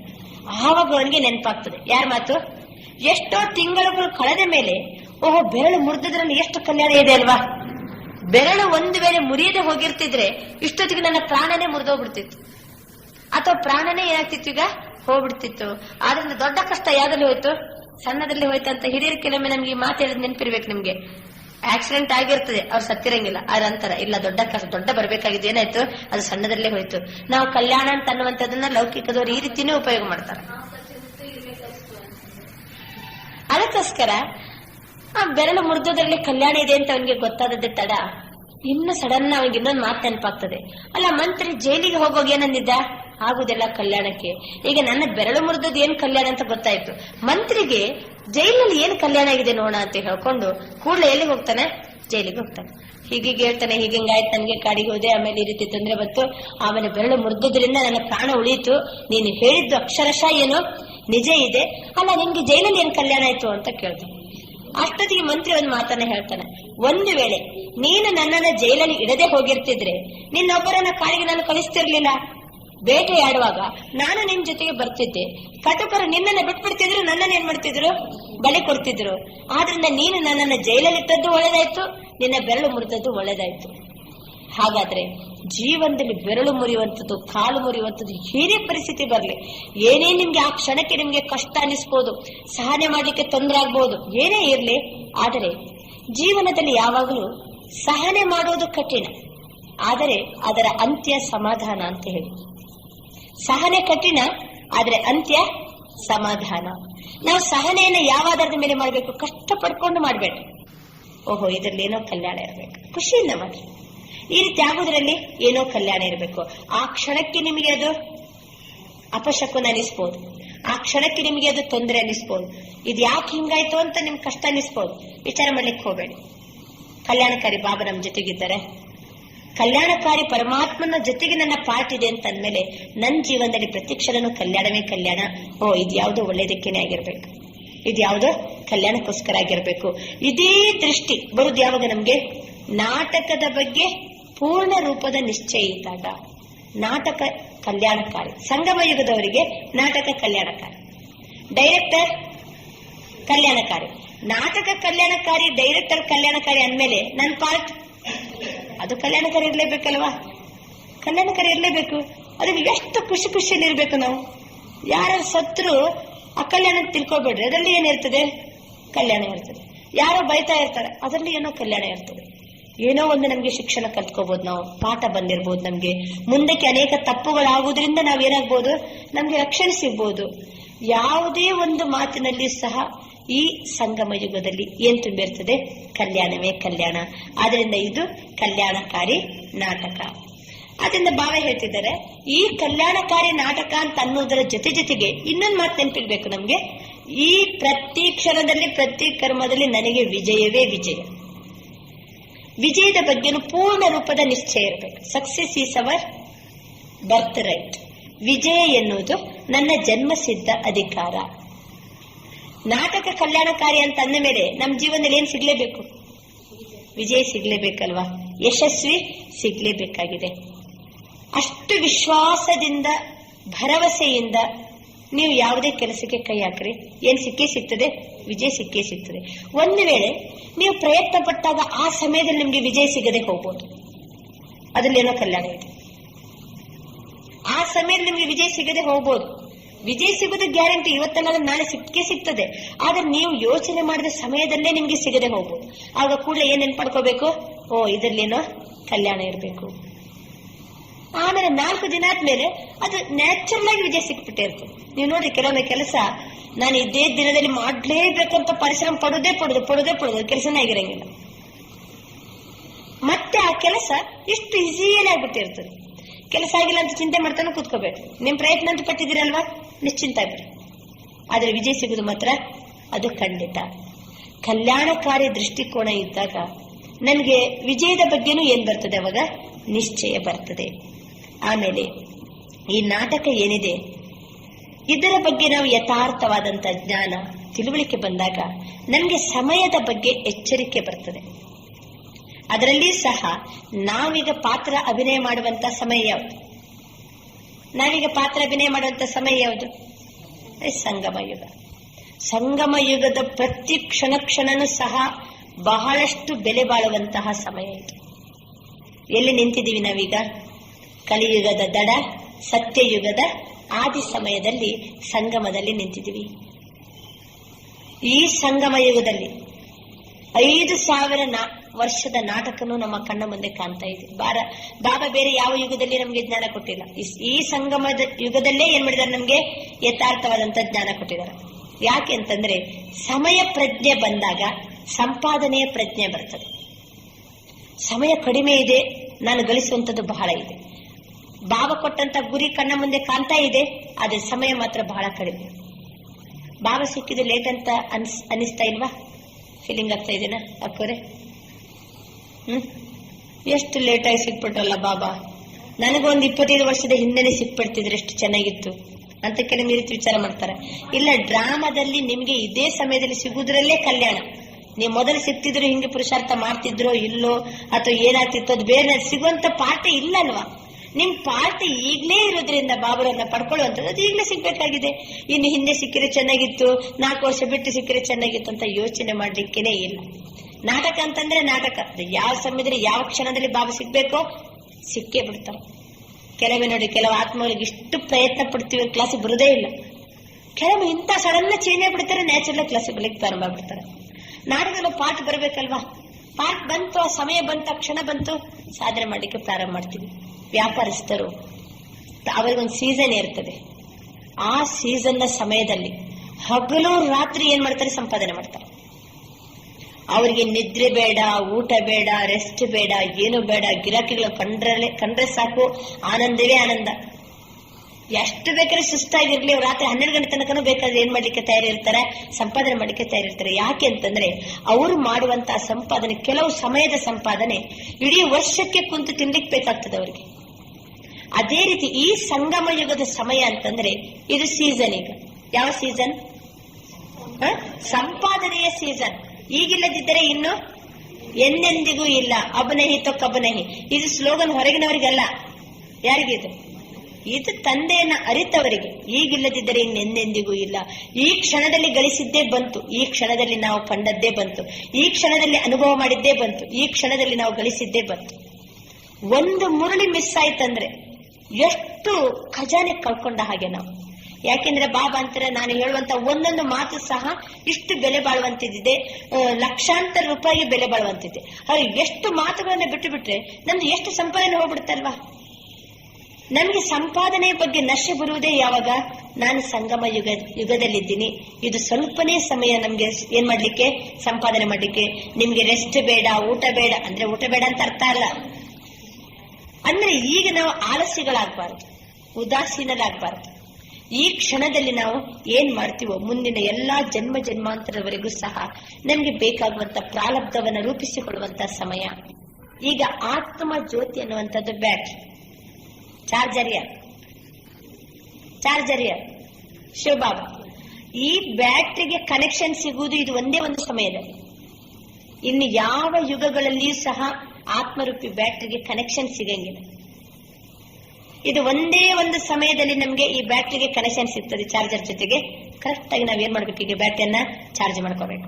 ಎಷ್ಟು ಚಾರ್ಜ್ ಮಾಡ್ಕೊಳ್ತೀವೋ, ಎಷ್ಟು ಸಂಪನ್ನ ಆಗ್ತೀವೋ, ಎಷ್ಟು ಜ್ಞಾನ ಸಂಪನ್ನರು, ಗುಣ ಸಂಪನ್ನರು, ಶಕ್ತಿ ಸಂಪನ್ನರೆಲ್ಲ ಆಗ್ತೀವೋ, ಮುಂದಿನ ಎಲ್ಲಾ ಜನ್ಮ ಜನ್ಮಾಂತರವರೆಗೆ ನಮಗೆ ಪಾತ್ರ ಅಭಿನಯ ಮಾಡ್ಲಿಕ್ಕೆ ಆತ್ಮದಲ್ಲಿ ಏನು ಉಳಿತದೆ? ಅವಾಗ ತಾಕತ್ತು ಉಳಿತದೆ. ರಾಜಯೋಗ ಇದು ಯಾವ ರೀತಿ ಕೆಲಸ ಮಾಡ್ತದೆ ಅಂತಂದ್ರೆ, ನಮ್ ಕೆಲವೊಮ್ಮೆ ವಿಚಾರ ಮಾಡ್ತೀವಿ, ಅಕಸ್ಮಾತ್ ಇದೊಂದು ರೂಮಿಗೆ ಎಲ್ಲ ವೈರ್ದ್ ಏನಾಗಿದೆ, ಎಲ್ಲ ಕನೆಕ್ಷನ್ ಇದು ಫಿಟ್ ಮಾಡಿ ಆಗಿದೆ, ಮತ್ತೆ ಆಮೇಲೆ ಸ್ವಿಚ್ ಬೋರ್ಡ್ ಹಾಕಿ ಆಗಿದೆ, ಆಮೇಲೆ ಬಲ್ಬ್ ಇದೆ, ಎಲ್ಲನೇ ಇದೆ. ಈಗ ಒಂದಷ್ಟೇ ಬಾಕಿ, ಏನು? ಕನೆಕ್ಷನ್ ಕೊಡ್ಬೇಕು, ಸ್ವಿಚ್ ಹಾಕ್ಬೇಕು. ಕೆಲವೊಮ್ಮೆ ಕನೆಕ್ಷನ್ ಕೊಟ್ಟು ಸ್ವಿಚ್ ಹಾಕ್ಬೇಕಲ್ಲ, ಸ್ವಿಚ್ ಹಾಕಿಲ್ಲ ಅಂದ್ರೆ ಏನ್ ಬರಂಗಿಲ್ಲ, ಬೆಳಕು ನಮ್ಗೆ ಸಿಗುದಿಲ್ಲಲ್ಲ, ಸ್ವಿಚ್ ಬೇಕಲ್ವಾ. ಅಂದ್ರೆ ಆ ಸ್ವಿಚ್ ಯಾವುದು? ಬಾಬಾ ಅಂತಾರೆ ಸ್ಮೃತಿ. ಸ್ವಿಚ್ ಏನಾಗಿದೆ? ಸ್ಮೃತಿಯೇ ಏನಾಗಿದೆ? ಸ್ವಿಚ್. ಕನೆಕ್ಷನ್ ಯಾವುದು? ರಾಜಯೋಗ. ನಮ್ಗೆ ಗೊತ್ತಾಯ್ತು, ಎಲ್ಲ ಗೊತ್ತಿದೆ, ಹೇಗಿರ್ಬೇಕು, ಏನ್ ಮಾಡ್ಬೇಕು, ಏನ್ ನಮ್ಗೆ ಕರೆಂಟ್ ಹೆಂಗ್ ಸಂಚಾರ, ಪ್ರತಿಯೊಂದು ಗೊತ್ತು. ಆದ್ರೆ ಸ್ಮೃತಿ ಎನ್ನುವಂತ ಸ್ವಿಚ್ ಅನ್ನ ಆನ್ ಮಾಡಿದಾಗ ಅಲ್ಲಿ ಏನ್ ಬರ್ತದೆ? ನಮ್ಗೆ ಬೆಳಕು ಸಿಗ್ತದೆ. ಅಂದ್ರೆ ಈ ಸಂಗಮ ಯುಗದಲ್ಲಿ ನಮಗೆ ಬಾಬಾ ಸ್ಮೃತಿ ಮಾಡಿ ಕೊಡ್ತಾರೆ. ನಾಟಕದ ಬಗ್ಗೆ ಸ್ಮೃತಿ ಮಾಡಿ ಕೊಡ್ತಾರೆ, ತನ್ನ ಪರಿಚಯದ ಬಗ್ಗೆ ಸ್ಮೃತಿ ಮಾಡಿ ಕೊಡ್ತಾರೆ. ಅಂದ್ರೆ ನಮ್ಗೆ ಮೊದಲು ನಾವು ಕೇಳಿದೀವಿ, ಆಮೇಲೆ ಮರ್ತು ಬಿಟ್ಟೆವು. ಈಗ ಮತ್ತೆ ಪುನಃ ಏನ್ ಮಾಡ್ತಿದ್ದಾರೆ ಬಾಬಾ? ನಮ್ಗೆ ಸ್ಮೃತಿ ಮಾಡಿ ಕೊಡ್ತಾರೆ. ಸ್ಮೃತಿ ಎನ್ನುವಂತ ಸ್ವಿಚ್ ಆನ್ ಮಾಡಿದ್ದೇ ತಡ ಆತ್ಮಜ್ಯೋತಿ ಏನಾಗ್ಲಿಕ್ಕೆ ಪ್ರಾರಂಭ ಆಗ್ತದೆ? ಅದು ಬೆಳಗ್ಲಿಕ್ಕೆ ಪ್ರಾರಂಭ ಆಗ್ತದೆ. ಕನೆಕ್ಷನ್ ಸಿಕ್ತು, ಶಕ್ತಿ ಏನ್ ಮಾಡ್ತೀವಿ? ಸ್ಟಾಪ್ ಮಾಡ್ತೀವಿ. ಸ್ಮೃತಿ ಬಂತು, ಬೆಳಕನ್ನ ಅನ್ಯರಿಗೂ ಸಹಿತ ಕೊಡ್ಲಿಕ್ಕೆ ಪ್ರಾರಂಭ ಮಾಡ್ತೀವಿ. ಅದಕ್ಕೇನೆ ಬಾಬಾ ಲೈಟ್ ಹೌಸ್ ಅಂತಾರೆ. ಲೈಟ್ ಹೌಸ್ ಅಂದ್ರೆ ಏನು? ಬೆಳಕನ್ನ, ಈಗ ಲೈಟ್ ಇದೆ ನಮ್ಮ ಹತ್ರ, ಏನಾಗ್ಬೇಕು ನಾವೀಗ? ಬೇರೆಯವರಿಗೆ ನೀಡೋರಾಗ್ಬೇಕಲ್ವಾ. ಅದಕ್ಕೆ ಸ್ಮೃತಿ ಎನ್ನುವಂತಹ ಸ್ವಿಚ್ ಹಾಕಿದಾಗ ಬೆಳಕು ಸಹಜವಾಗಿ ನಾವು ಅನ್ಯರಿಗೂ ಸಹಿತ ಕೊಡ್ಲಿಕ್ಕೆ ಸಾಧ್ಯ ಆಗ್ತದೆ. ಆದ್ರಿಂದ ಈ ರಾಜಯೋಗದ ಅಥವಾ ಈ ಒಂದು ಸಂಪಾದನೆಯ ಸಮಯವೇ ಯಾವುದು? ಅದು ಈ ಸಂಗಮ ಯುಗದಲ್ಲಿ. ಪ್ರತಿ ಕ್ಷಣನೂ ಸಹ ನಮಗೆ ಸಂಪಾದನೆಯೇ ಸಂಪಾದನೆ. ಆದರೆ ಸಂಪಾದನೆ ಆಗುದು ಯಾರನ್ನ ಜೊತೆಗಿಟ್ಕೊಂಡ್ರೆ ಮಾತ್ರ? ಶಿವಬಾಬರ್ನ ಜೊತೆಗಿಟ್ಕೊಂಡಾಗಿನೇ ನಮ್ಗೆ ಸಂಪಾದನೆ. ಆಮೇಲೆ ಬಾಬಾ ಹೇಳ್ತಿದ್ದಾರೆ, ಈ ನಾಟಕ ಅನ್ನುವಂಥದ್ದು ಇದು ಪರಿವರ್ತನಾಶೀಲ. ಇದು ಈ ಕ್ಷಣ ಇದ್ದ ಹಂಗೆ ಇನ್ನೊಂದು ಕ್ಷಣ ಇರುವುದಿಲ್ಲ. ಅಥವಾ ಪರಿವರ್ತನೆ ಇದು ಸಂಸಾರದ ನಿಯಮ ಅನ್ನೋದು ಕೇಳಿದ್ರಿ ಮಾತನ್ನ. ಪರಿವರ್ತನೆ ಅನ್ನುವಂಥದ್ದು ಸಂಸಾರದ ನಿಯಮ. ಅಥವಾ ಒಂದು ಚಕ್ರ ನೋಡ್ರಿ, ಅದು ಸುತ್ತುತ್ತಾ ಇರ್ತದೆ. ಚಕ್ರ ಸುತ್ತುತ್ತಾ ಇರುವಾಗ ನೀವು ಒಂದು ಕಡೆ ನಿಂತು ಬಿಡ್ರಿ, ನಿಮ್ಗೆ ಎಲ್ಲಾ ಸಮಯದಲ್ಲಿ ಒಂದೇ ದೃಶ್ಯ ಇರಂಗಿಲ್ಲ. ಒಮ್ಮೊಮ್ಮೆ ಅದರ ಒಂದೊಂದು ಮುಖವನ್ನ ಏನ್ ಮಾಡ್ತಾ ಇರ್ಬೇಕಾಗ್ತದೆ? ನೋಡ್ತಾ ಇರ್ಬೇಕಾಗ್ತದೆ. ಅದೇ ಸೃಷ್ಟಿ ನಾಟಕ. ಇದು ಚಕ್ರ ಅಂತಂದ ಮೇಲೆ ಅದು ಸುತ್ತುದೇ ಅದರದ್ದು ಕೆಲಸ. ಅದು ಸುತ್ತುತ್ತಾ ಇದೆ ಅಂತಂದ್ರೆ ಅದು ಒಂದೇ ರೀತಿ ಮಾತ್ರ ಇರ್ಲಿಕ್ಕೆ ಸಾಧ್ಯ ಇಲ್ಲ. ಪರಿವರ್ತನಾಶೀಲವಾದಂತ ನಾಟಕದಲ್ಲೇ ಮನೋರಂಜನೆ ಇರೋದು. ಒಂದ್ ವೇಳೆ ಜೀವನ ಒಂದೇ ರೀತಿ ಇದ್ರೆ, ಒಂದೇ ಕ್ಷಣಗಳಿದ್ರೆ, ಒಂದೇ ರೂಪದ ಸಂಬಂಧ ಇದ್ರೆ ಆನಂದ ಎಲ್ಲಿ ಬರ್ತದೆ? ಎಲ್ಲಾ ರಸನೂ ಇರ್ಬೇಕಲ್ವಾ. ಜೀವನ ಎಲ್ಲಾ ರಸ ತುಂಬಿದಾಗನೇ ಏನಾಗುದು? ನಮ್ಗೆ ಅದರದ್ದು ನಿಜವಾದಂತ ರುಚಿ ಗೊತ್ತಾಗುದು. ಈಗ ಬಾಬಾ ಸಿಗುವ ಮೊದಲು ನಮ್ಗೆ ಅವೆಲ್ಲ ದುಃಖ, ಅಶಾಂತಿ, ಕಷ್ಟ, ಚಿಂತೆಯಲ್ಲಿ ಇದ್ದುದ್ರಿಂದ ಈಗ ಯಾವ್ದ್ರ ಅನುಭವ ಆಗ್ತಾ ಇದೆ? ಸುಖದ ಅನುಭವ ಆಗ್ತಾ ಇದೆ. ಅಥವಾ ಶಾಂತಿ ಅಂದ್ರೆ ಏನಂತ ಅನುಭವ ಆಗ್ತಾ ಇದೆ. ಒಮ್ಮೆ ಜನ್ಮದ ಸತ್ಯುಗದಲ್ಲಿ ಇದ್ದವರಿಗೆ ಶಾಂತಿ ಅನುಭವ ಇಲ್ಲ. ಯಾಕೆ? ಅಲ್ಲಿ ಹುಟ್ಟಿದಂದಿನಿಂದಲೂ ಅವರು ಶಾಂತವಾಗಿಯೇ ಇರ್ತಾರೆ. ಮತ್ತೆ ಅಶಾಂತಿಯ ಬಗ್ಗೆ ಅವರಿಗೆ ಜ್ಞಾನನೂ ಇಲ್ಲ, ಅನುಭವನೂ ಇಲ್ಲ. ಮತ್ತೆ ನಾನು ಬಹಳ ಶಾಂತ ಇದ್ದೇನೆ ಅಂತ ಹೇಳಲಿಕ್ಕೆ ಆಗ್ತದೆ? ಆಗಂಗಿಲ್ಲ. ನಮಗೇನು 4 ದಿನದ ಹಿಂದೆ ನಾವು ಯಾವ ಜಗತ್ತಲ್ಲಿದ್ದವರು? ಕಲಿಯುಗದಲ್ಲಿದ್ದವರು. ನಮ್ಗೆ ಗೊತ್ತು ಅಶಾಂತಿ ಅಂದ್ರೆ ಏನಂತ ಗೊತ್ತು, ದುಃಖ ಅಂದ್ರೆ ಏನಂತ ಗೊತ್ತು, ಎಲ್ಲಾ ಪರಿಸ್ಥಿತಿ ಗೊತ್ತು, ಕಷ್ಟ ಗೊತ್ತು, ಎಲ್ಲ ಗೊತ್ತು. ನಮ್ಗೆ ಇಲ್ಲಿ ಸಂಗಮ ಯುಗ, ಇದು ಪರಿವರ್ತನಾಶೀಲ. ಈಗ ಆ ಜೀವನ ಹೋಗಿ ಪರಿವರ್ತನೆಗೆ ಎಲ್ಲಿ ಬಂದಿದೀವಿ? ಈ ಸಂಗಮ ಯುಗದ ಶ್ರೇಷ್ಠ ಜೀವನಕ್ಕೆ ಬಂದಿದೀವಿ. ಅಂದ್ರೆ ಪರಿವರ್ತನೆಯಿಂದಲೇ ಪರಿವರ್ತನೆ. ನಮ್ಮ ಉನ್ನತಿ ಆಗುವಂತದ್ದೇ ಯಾವುದರಿಂದ? ಪರಿವರ್ತನೆ ನಾವು ಮಾಡ್ಕೊಳ್ಳೋದ್ರಿಂದ. ನಾಟಕನೂ ಪರಿವರ್ತನಾಶೀಲ. ಬರುವಂತ ಪ್ರತಿಯೊಂದು ದೃಶ್ಯನೂ ಸಹಿತ ಕ್ಷಣ ಕ್ಷಣ ಏನಾಗ್ತಾ ಇರ್ತದೆ? ಚೇಂಜ್ ಆಗ್ತಾ ಇರ್ತದೆ. ಈ ಪರಿವರ್ತನೆ ಆಗುವಂತ ನಾಟಕದಲ್ಲಿ ಮತ್ತೆ ಪುನಃ ನಾವು ಆತ್ಮಗಳ ಪರಿವರ್ತನೆ ಮಾಡ್ಲಿಕ್ಕೆ ಯಾರು ಶಿಕ್ಷಣ ಕೊಡ್ತಾ ಇದ್ದಾರೆ? ವಿಶ್ವ ಪರಿವರ್ತಕ ಶುಭ ಬಂದು ಶಿಕ್ಷಣ ಕೊಡ್ತಾ ಇದ್ದಾರೆ. ಎಷ್ಟು ಮಟ್ಟಿಗೆ ಪರಿವರ್ತನೆ ಅಂದ್ರೆ ಸಂಪೂರ್ಣ ನಮ್ಮ ಸಂಸ್ಕಾರವನ್ನೇ ಏನ್ ಮಾಡ್ಬಿಡ್ತಾರೆ? ಪರಿವರ್ತನೆ ಮಾಡ್ತಾರೆ. ಸಂಸ್ಕಾರ ಪರಿವರ್ತನೆ ಆಯ್ತು, ಆಗ ಸಂಸಾರ ಪರಿವರ್ತನೆ ಆಗ್ತದೆ. ಸಂಸಾರ ಅಂದ್ರೆ ಏನು? ಜಗತ್ತು. ವ್ಯಕ್ತಿಗತವಾಗಿ ಪ್ರತಿಯೊಬ್ಬ ವ್ಯಕ್ತಿಯ ಸಂಸ್ಕಾರ ಪರಿವರ್ತನೆ ಆಯ್ತಂತಂದ್ರೆ ಈ ಜಗತ್ತೇ ಏನಾಗ್ತದೆ? ಪರಿವರ್ತನೆ ಆಗ್ತದೆ. ಅದಕ್ಕೋಸ್ಕರ ಈ ಪರಿವರ್ತನಾಶೀಲವಾದಂತಹ ನಾಟಕದಲ್ಲಿ ನಮಗೂ ಸಹ ಇದೀಗ ಪರಿವರ್ತನೆ ಮಾಡಿಕೊಳ್ಳುವಂತಹ ಸಮಯ ಇದಾಗಿದೆ. ಬಾಬಾ ಇದು ಸತ್ಯ, ಇದು ದಾರಿ, ಇದು ಶ್ರೀಮತ, ಈ ರೀತಿ ಮಾಡಿದ್ರೆ ಈ ರೀತಿ ಆಗ್ತೀರಿ, ಎಲ್ಲ ನಮ್ಗೆ ಕ್ಲಿಯರ್ ಆಗಿ ಏನ್ ಮಾಡ್ಬಿಟ್ರು? ಲೈನ್ ಅನ್ನ ಮಾಡಿಕೊಟ್ರು, ಸ್ಪಷ್ಟ ದಾರಿ ಕೊಟ್ಬಿಟ್ರು. ಈಗ ನಮ್ಮನ್ನ ಹೆಜ್ಜೆ ಹೆಜ್ಜೆಗೆ ನನ್ನ ಹತ್ರ ಈಗ ಬಾಬರು ಕೊಡುವಂತ ಜ್ಞಾನನೇ ನಮ್ಗೆ ಕನ್ನಡಿ ಇದ್ದಂಗೆ. ಮುರಳಿ ಕೇಳೋ ಗೊತ್ತಾಗ್ತದಲ್ವಾ? ಮುರಳಿ ಕೇಳೋ ಗೊತ್ತಾಗ್ತದೆ, ಇದನ್ನ ನಾನು ಚೇಂಜ್ ಮಾಡ್ಕೋಬೇಕು. ಬಾಬಾ ಇವತ್ತು ಈ ರೀತಿ ಅಂದ್ರು, ಸರಿ ನನ್ನ ಹತ್ರ ಇಲ್ಲಿ ದುರ್ಬಲತೆ ಇದೆ, ನಾನು ಇದನ್ನ ಪರಿವರ್ತನೆ ಮಾಡ್ಕೋಬೇಕು. ಕೂಡಲೇ ಬಾಬನ ಶಿಕ್ಷಣನೇ ನಮ್ಗೆ ಪರಿವರ್ತನೆಗೆ ಏನಾಗ್ತದೆ? ಮಾರ್ಗದರ್ಶನವನ್ನು ನೀಡಿಬಿಡ್ತದೆ. ಈ 95-96ನೇ ಇಸವಿಯಲ್ಲಿ ವಿಶೇಷವಾಗಿ ಯಾವ ಗುಣದ ಪರಿವರ್ತನೆಗೆ ಬಾಬರ ಆದೇಶ ಬಂದಿದೆ? ಕ್ರೋಧವನ್ನ ಬಿಟ್ಟು ಬಿಡಿ. ಇನ್ನು ಕಾಮಜೀತ್ ಸರಿ, ಬಾಬನ ಮಕ್ಕಳಾದ್ದೇ ತಡ ಪವಿತ್ರ ಜೀವನ ನ್ಯಾಚುರಲ್ ಆಗಿ ಅಳವಡಿಸ್ಕೊಂಡ್ ಬಿಡ್ತೀವಿ. ಕೆಲವೊಮ್ಮೆ ಬಾಬನ ಮಕ್ಕಳಾಗಿ ಪವಿತ್ರ ಜೀವನ ಇದ್ರೂ ಸಹ ಎಲ್ಲ ಆಹಾರ ನಿಯಮ ಎಲ್ಲ ಅನುಸರಿಸ್ತಾ ಇದ್ರು ಕ್ರೋಧ ಬಿಟ್ಟಿರಂಗಿಲ್ಲ. ಅದಕ್ಕೆ ಬಾಬಾ ಇವತ್ತೇನಂತಿದ್ದಾರೆ? ನೀವು ಕ್ರೋಧವನ್ನ ಬಿಟ್ಟು ಬಿಡಿ. ಕ್ರೋಧ ಬಿಟ್ಟರೆ ನೀವು ನನ್ನ ಮುಂದೆ ಮಿಲ್ಲ ಮಾಡ್ಲಿಕ್ಕೆ ಬರಬೇಕು ಅಲ್ವಾ? ಅಂದ್ರೆ ಈಗ ಕೆಲವೊಮ್ಮೆ ಬಾಬರವರ ಮಕ್ಕಳ ಜೀವನ ಒಂದೇ ರೀತಿ ರುಟೀನ್. ಬೆಳಿಗ್ಗೆ ಹೇಳೋದು, ಮುರಳಿ ಕ್ಲಾಸಿ ಬರೋದು, ಮತ್ತೆ ಅದೇ ಕೆಲಸ ಅಂತವ್ರ ಜೊತೆಗೆ ಜಗಳಾಡ್ತಾನೆ ಇರೋದು, ಮತ್ತೆ ಹಂಗೆ ಇರೋದು, ಮತ್ತೆ ಮುರಳಿ ಕೇಳೋದು, ಹಿಂಗ್ ಮಾಡ್ತಾ ಇರ್ತದೆ. ಪರಿವರ್ತನೆ ಆಗ್ಲಿಕ್ಕೋಸ್ಕರ ವರ್ಷದಿಂದ ವರ್ಷಕ್ಕೆ ಬಾಬಾ ಹೊಸ ಪ್ರೋಗ್ರಾಮ್ ಕೊಟ್ಬಿಡ್ತಾರೆ. ಈಗ ನೋಡ್ರಿ, ಬಾಬಾ ಅಷ್ಟು ಅಂದದಕ್ಕೆ ನಮ್ಗೆ ಎಷ್ಟು ಒಳಗಡೆ ಅಟೆನ್ಷನ್ ಇದೆ ಅಲ್ವಾ? ಈಗ ಬಾಬಾ ಮುರಳಿ ಕೇಳಿದ ಮೇಲೆ ಕ್ರೋಧ ಮಾಡಿದೀರಾ? ಒಂದು ವೇಳೆ ಬಂದ್ರೆ ಅದನ್ನು ಹೊರಬರ್ಲಿಕ್ಕೆ ಬಿಡ್ಬೇಡ್ರಿ. ಅಲ್ಲ ಮತ್ತೆ ಪುನಃ ಅಂತರ್ಮುಖಿಯಾಗಿ ಏನ್ ಮಾಡೋದು? ಅದನ್ನ ಬಾಬನ ಶಿಕ್ಷಣವನ್ನ ಮತ್ತೆ ಪುನಃ ನೆನಪು ಮಾಡ್ಕೊಂಡು ಮತ್ತೆ ಅಲ್ಲೇ ನಮ್ಮನ್ನ ಏನ್ ಮಾಡ್ಕೊಳ್ಬೇಕು? ಪರಿವರ್ತನೆ ಮಾಡಬೇಕು. ಒಮ್ಮೆ ಒಬ್ಬ ಗುರು ಇದ್ದಂತೆ, ಅವನ ಶಿಷ್ಯನಿಗೆ ಹೇಳ್ಕೊಟ್ಟಿದ್ದಂತೆ, ನಿನಗೆ ಬಹಳ ಸಿಟ್ಟಿದೆ, ಆ ಸಿಟ್ಟನ್ನ ದೂರ ಮಾಡಿಕ್ಕೆ ನಾನು ಏನ್ ಮಾಡ್ತೀನಿ? ನಿನಗೆ ಶಿಕ್ಷಣ ಕೊಡ್ತೀನಿ ಅಂತ ಹೇಳಿ, ಸಿಟ್ಟು ಯಾವಾಗ ಬರ್ತದಂತ ಗೊತ್ತಾಗ್ತದೋ, ಬಂದ್ಬಿಡ್ತು, ಆಗ ಏನ್ ಮಾಡ್ಬೇಕು? 1, 2, 3, 4, 10 ತನಕ ನೀನು ಎಣಿಸು. ಆಗ ಏನಾಗ್ಬಿಡ್ತದೆ? ಸಿಟ್ಟು ಹೋಗ್ಬಿಡ್ತದೆ. ಇವನು ಪ್ರಾಕ್ಟಿಕಲ್ ಆಗಿ ಮಾಡ್ತಾ ಅದು ಹೋಗೇ ಬಿಡ್ತದೆ. ಯಾವ್ದು? ಸಿಟ್ಟು ಹೋಗ್ಬಿಡ್ತು, ಬಹಳ ಶಾಂತ ಆಗ್ಬಿಟ್ಟ. ಒಂದ್ ದಿವಸ ಗುರು ಸತ್ತೋಗ್ಬಿಡ್ತಾನೆ. ಇವನ್ ಜೋರಾಗಿ ಅಳ್ಲಿಕ್ಕೆ ಪ್ರಾರಂಭ ಮಾಡ್ತಾನೆ. ಅಷ್ಟೊತ್ತಿಗೆ ಇನ್ನೊಬ್ಬ ಶಿಷ್ಯ ಕೇಳ್ತಾನೆ, ಅಲ್ಲ ನಿನಗೆ ಗುರು ಸಿಟ್ಟು ದೂರ ಆಗ್ಲಿಕ್ಕೆ ಏನ್ ಮಾಡಿದಾನೆ? 10 ತನಕ ಎಣಿಸು ಅಂತ ಅಂದಿದ್ದಾನೆ. ಹಾಗಾದ್ರೆ ಅಳುದು ದೂರ ಆಗ್ಲಿಕ್ಕೆ ಎಷ್ಟು ತನಕ ಎಣಿಸ್ಬೇಕಂತ ಏನು ಹೇಳಿಲ್ಲೇನು ಅಂತ ಕೇಳ್ತಾನೆ. ಅಂದ್ರೆ ಇವನೇನು ಅಷ್ಟಕ್ಕಿನೇ ಅದನ್ನ ಸೀಮಿತಗೊಳಿಸ್ಕೊಂಡ್ಬಿಟ್ಟ. ಯಾವ್ದನ್ನ? ಸಿಟ್ಟನ್ನ. ಇನ್ನು ಅಳುದು ಆಗ್ಬೇಕು, ಎಷ್ಟು ತನಕ ಎಣಿಸ್ಬೇಕು ಅಂದ್ರೆ ಬರೇ ಈ ಟೈಪ್ ಕಂಟ್ರೋಲ್ ಮಾಡೋದು ಅಲ್ಲ. ನಮ್ಮ ಗುಣವನ್ನ, ನಿಜವಾದ ಜ್ಞಾನವನ್ನ ಅರಿತು ರಿಯಲೈಸೇಷನ್ ಆಗಿ ಪರಿವರ್ತನೆ ಆದ್ರೆ ನಮ್ಗೆ ನಮ್ಮಲ್ಲಿರುವಂತ ಎಲ್ಲಾ ದುರ್ಬಲತೆಗಳನ್ನ ಪರಿವರ್ತನೆ ಮಾಡುವಂತ ಶಿಕ್ಷಣ ಯಾರು ಕೊಡ್ತಾರೆ? ನಮ್ಗೆ ಬಾಬಾ ಕೊಡ್ತಾರಲ್ವಾ? ಹಾಗಾದ್ರೆ ಬಾಬಾ ನಮ್ಗೆ ಈ 95-96 ಸಿಟ್ಟು ಬಿಡ್ಲಿಕ್ಕೆ ಹೇಳಿದಾರೆ. ಆದ್ರೆ ಅಳುದೇನ್ ಬೇಡ ಅಂತಂದಿಲ್ಲ ಬಾಬಾ. ಸ್ಪೆಷಲ್ ಪ್ರೋಗ್ರಾಮ್ ಕೊಟ್ಟೇನದನ್ನ ದೂರ ಮಾಡಿಲ್ಲಲ್ವಾ? ಹಾಗಾದ್ರೆ ನೀವು 95ನೇ ಇಸವಿಲಿ ಆಗ್ತೇ ಇಲ್ವಾ? ಒಮ್ಮೆನ ಕಣ್ಣೀರ್ ಬಂದಿಲ್ವಾ? ಸಿಟ್ಟು ಬಂದಿಲ್ಲ. ಕಣ್ಣಲ್ಲೇ ನೀರು ಬರದಿದ್ರು ಮನಸ್ಸಲ್ಲಿ ಹತ್ತಿರ್ತೀವಿ. ಅದಕ್ಕೋಸ್ಕರ ನಮ್ಮ ಪ್ರತಿಯೊಂದು ನಾವು ಸೂಕ್ಷ್ಮವಾಗಿ ನಮ್ಮನ್ನ ವಿಚಾರ ಮಾಡಿ ನಮ್ಮ ಒಳಗಿರುಗಳನ್ನ ದುರ್ಬಲತೆಗಳನ್ನ ದೂರ ಮಾಡ್ಲಿಕ್ಕೋಸ್ಕರ ಬಾಬಾ ಏನ್ ಮಾಡ್ತಾರೆ? ಶಿಕ್ಷಣಗಳು. ಅಕಸ್ಮಾತ್ ಈ ಪರಿವರ್ತನೆ ಸಮಯದಲ್ಲಿ ನಾವು ಪರಿವರ್ತನೆ ಆಗಿಲ್ಲ ಅಂತಂದ್ರೆ ಬಹಳ ಕಷ್ಟಪಡಬೇಕಾಗ್ತದೆ. ಈಗ ಕಾಲಿಗೊಂದು ಮುಳ್ಳು ಚುಚ್ಚಿ ಇರ್ತದೆ, ಮುಳ್ಳು ಚುಚ್ಚಿದೆ ಅಂತ ಗೊತ್ತು ನಿಮಗೆ, ಕಾಲಲ್ಲಿ ಮುಳ್ಳಿದೆ ಅಂತ ಗೊತ್ತು, ನೀವು ಹಂಗೆ ನಿರ್ಲಕ್ಷ್ಯ ಮಾಡ್ಕೊಂಡೇ ಇರಿ. ಏನಾಗ್ತದ ಅವಾಗ?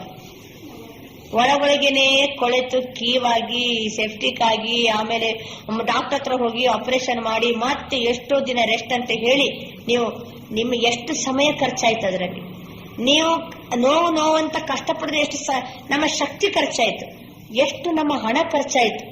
ಒಂದು ವೇಳೆ ಮುಳ್ಳಿದೆ ಅಂತ ಗೊತ್ತಾದ ಕೂಡ್ಲೇನೆ ಇನ್ನೊಂದು ಮುಳ್ಳು ತಂದು ಅದನ್ನು ತೆಗೆದು ಬಿಟ್ಟು ನೋವಾದ್ರೂ ಪರವಾಗಿಲ್ಲ, ಅದಕ್ಕಿಂತಲೂ ಆಳಕ್ಕೆ ಇನ್ನೊಂದು ಮುಳ್ಳನ್ನು ಚುಚ್ಚಿ ಇದನ್ನು ತೆಗೆದು ಬಿಡ್ತಿದ್ರೆ ನಿಮ್ದು ಒಮ್ಮೆಲೆ ಜೋರು ನೋವಾಗ್ತಿತ್ತು, ಆದ್ರೆ ವಾಸ ಬಿಡ್ತಿತ್ತಲ್ವಾ?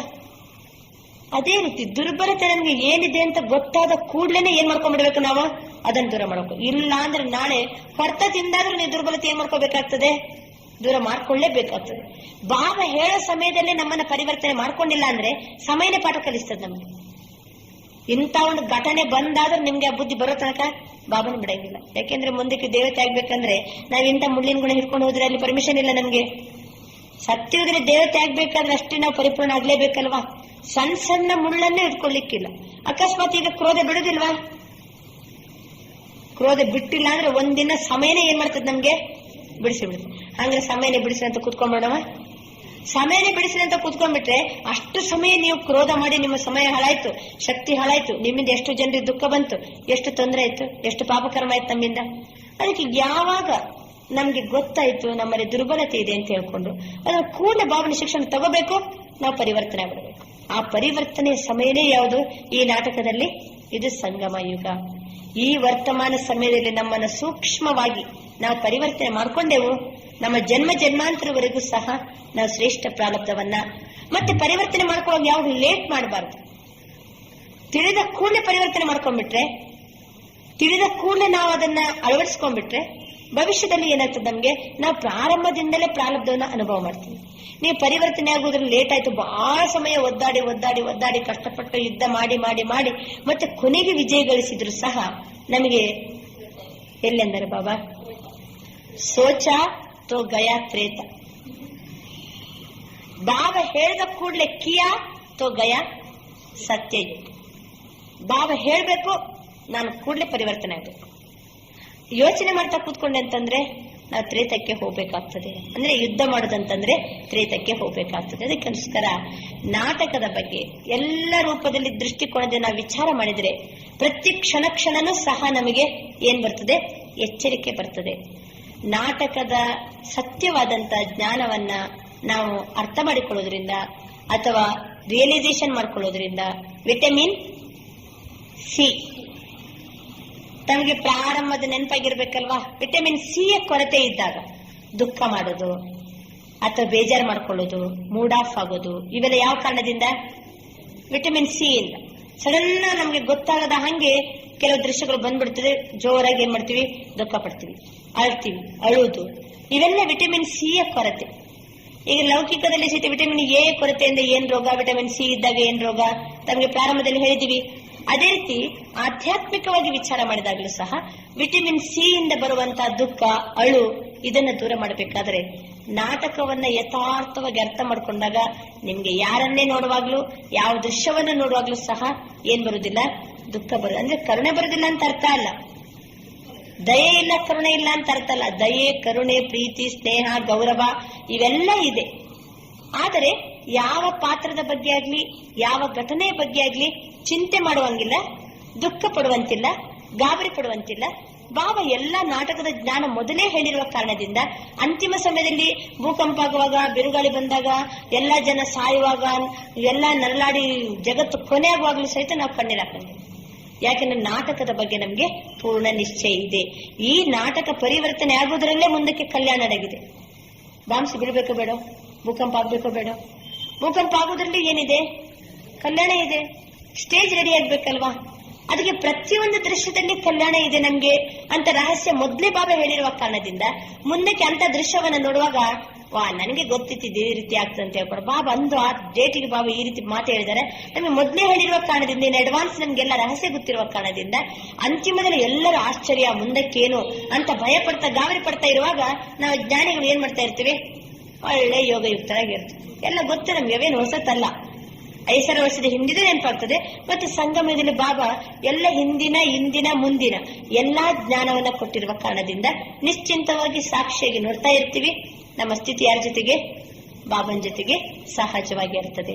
ಆದ್ರಿಂದ ವಿಟಮಿನ್ ಎ, ಬಿ ಮತ್ತು ಸಿ ಇದು ಮೂರನ್ನ ನಮ್ಮ ಜೀವನದಲ್ಲಿ ಪೂರ್ಣ ರೂಪದಲ್ಲಿ ಏನ್ ಮಾಡಬೇಕು? ನಾವು ಕರಗತ ಮಾಡಿಕೊಂಡಾಗ ಸಹಜವಾಗಿ ನಾವು ಎವರ್ ಹೆಲ್ದಿ ಜೀವನ, ever healthy mentally, physically healthy ಆಗ್ಲಿಕ್ಕೋಸ್ಕರ ಹೇಗೆ ನಾವು ಆರೈಕೆ ಮಾಡ್ಕೊಳ್ತೀವಿ, ಮಾನಸಿಕವಾಗಿ ಸಹ ನಾವು ಸದಾ ಆರೋಗ್ಯವಂತ ಇರ್ಲಿಕ್ಕೋಸ್ಕರ ಈ ರೂಪದಲ್ಲಿ ಬಾಬಾ ಕೊಟ್ಟಂತ ಜ್ಞಾನವನ್ನ ದಿನನಿತ್ಯದ ಜೀವನದಲ್ಲಿ ಏನ್ ಮಾಡ್ಕೊಳ್ಳೋಣ? ಉಪಯೋಗ ಮಾಡ್ಕೊಳ್ಳೋಣ, ಅಳವಡಿಸಿಕೊಳ್ಳೋಣ. ಈ ರೀತಿ ಬಾಬರವರ ಜೊತೆಗೇನೆ ಇದ್ದು ಸಹಯೋಗಿಯಾಗಿ, ಸಹಭಾಗಿಯಾಗಿ ಬಾಬಾ ಹೇಳ್ದಂಗೆ ನಡ್ಕೊಂಡು 4 ದಿನದ ಜೀವನ ಇಟ್ಕೊಂಡ್ಬಿಟ್ರೆ ಸತ್ಯಕ್ಕೆ ನಾವು ಅಥವಾ ಬಾಬರವರ ಕಾರ್ಯಕ್ಕೆ ಅದೇ ನಾವು ಕೊಡುವಂತಹ ಕೊಡುಗೆ. ಅಚ್ಚ ಓ ಶ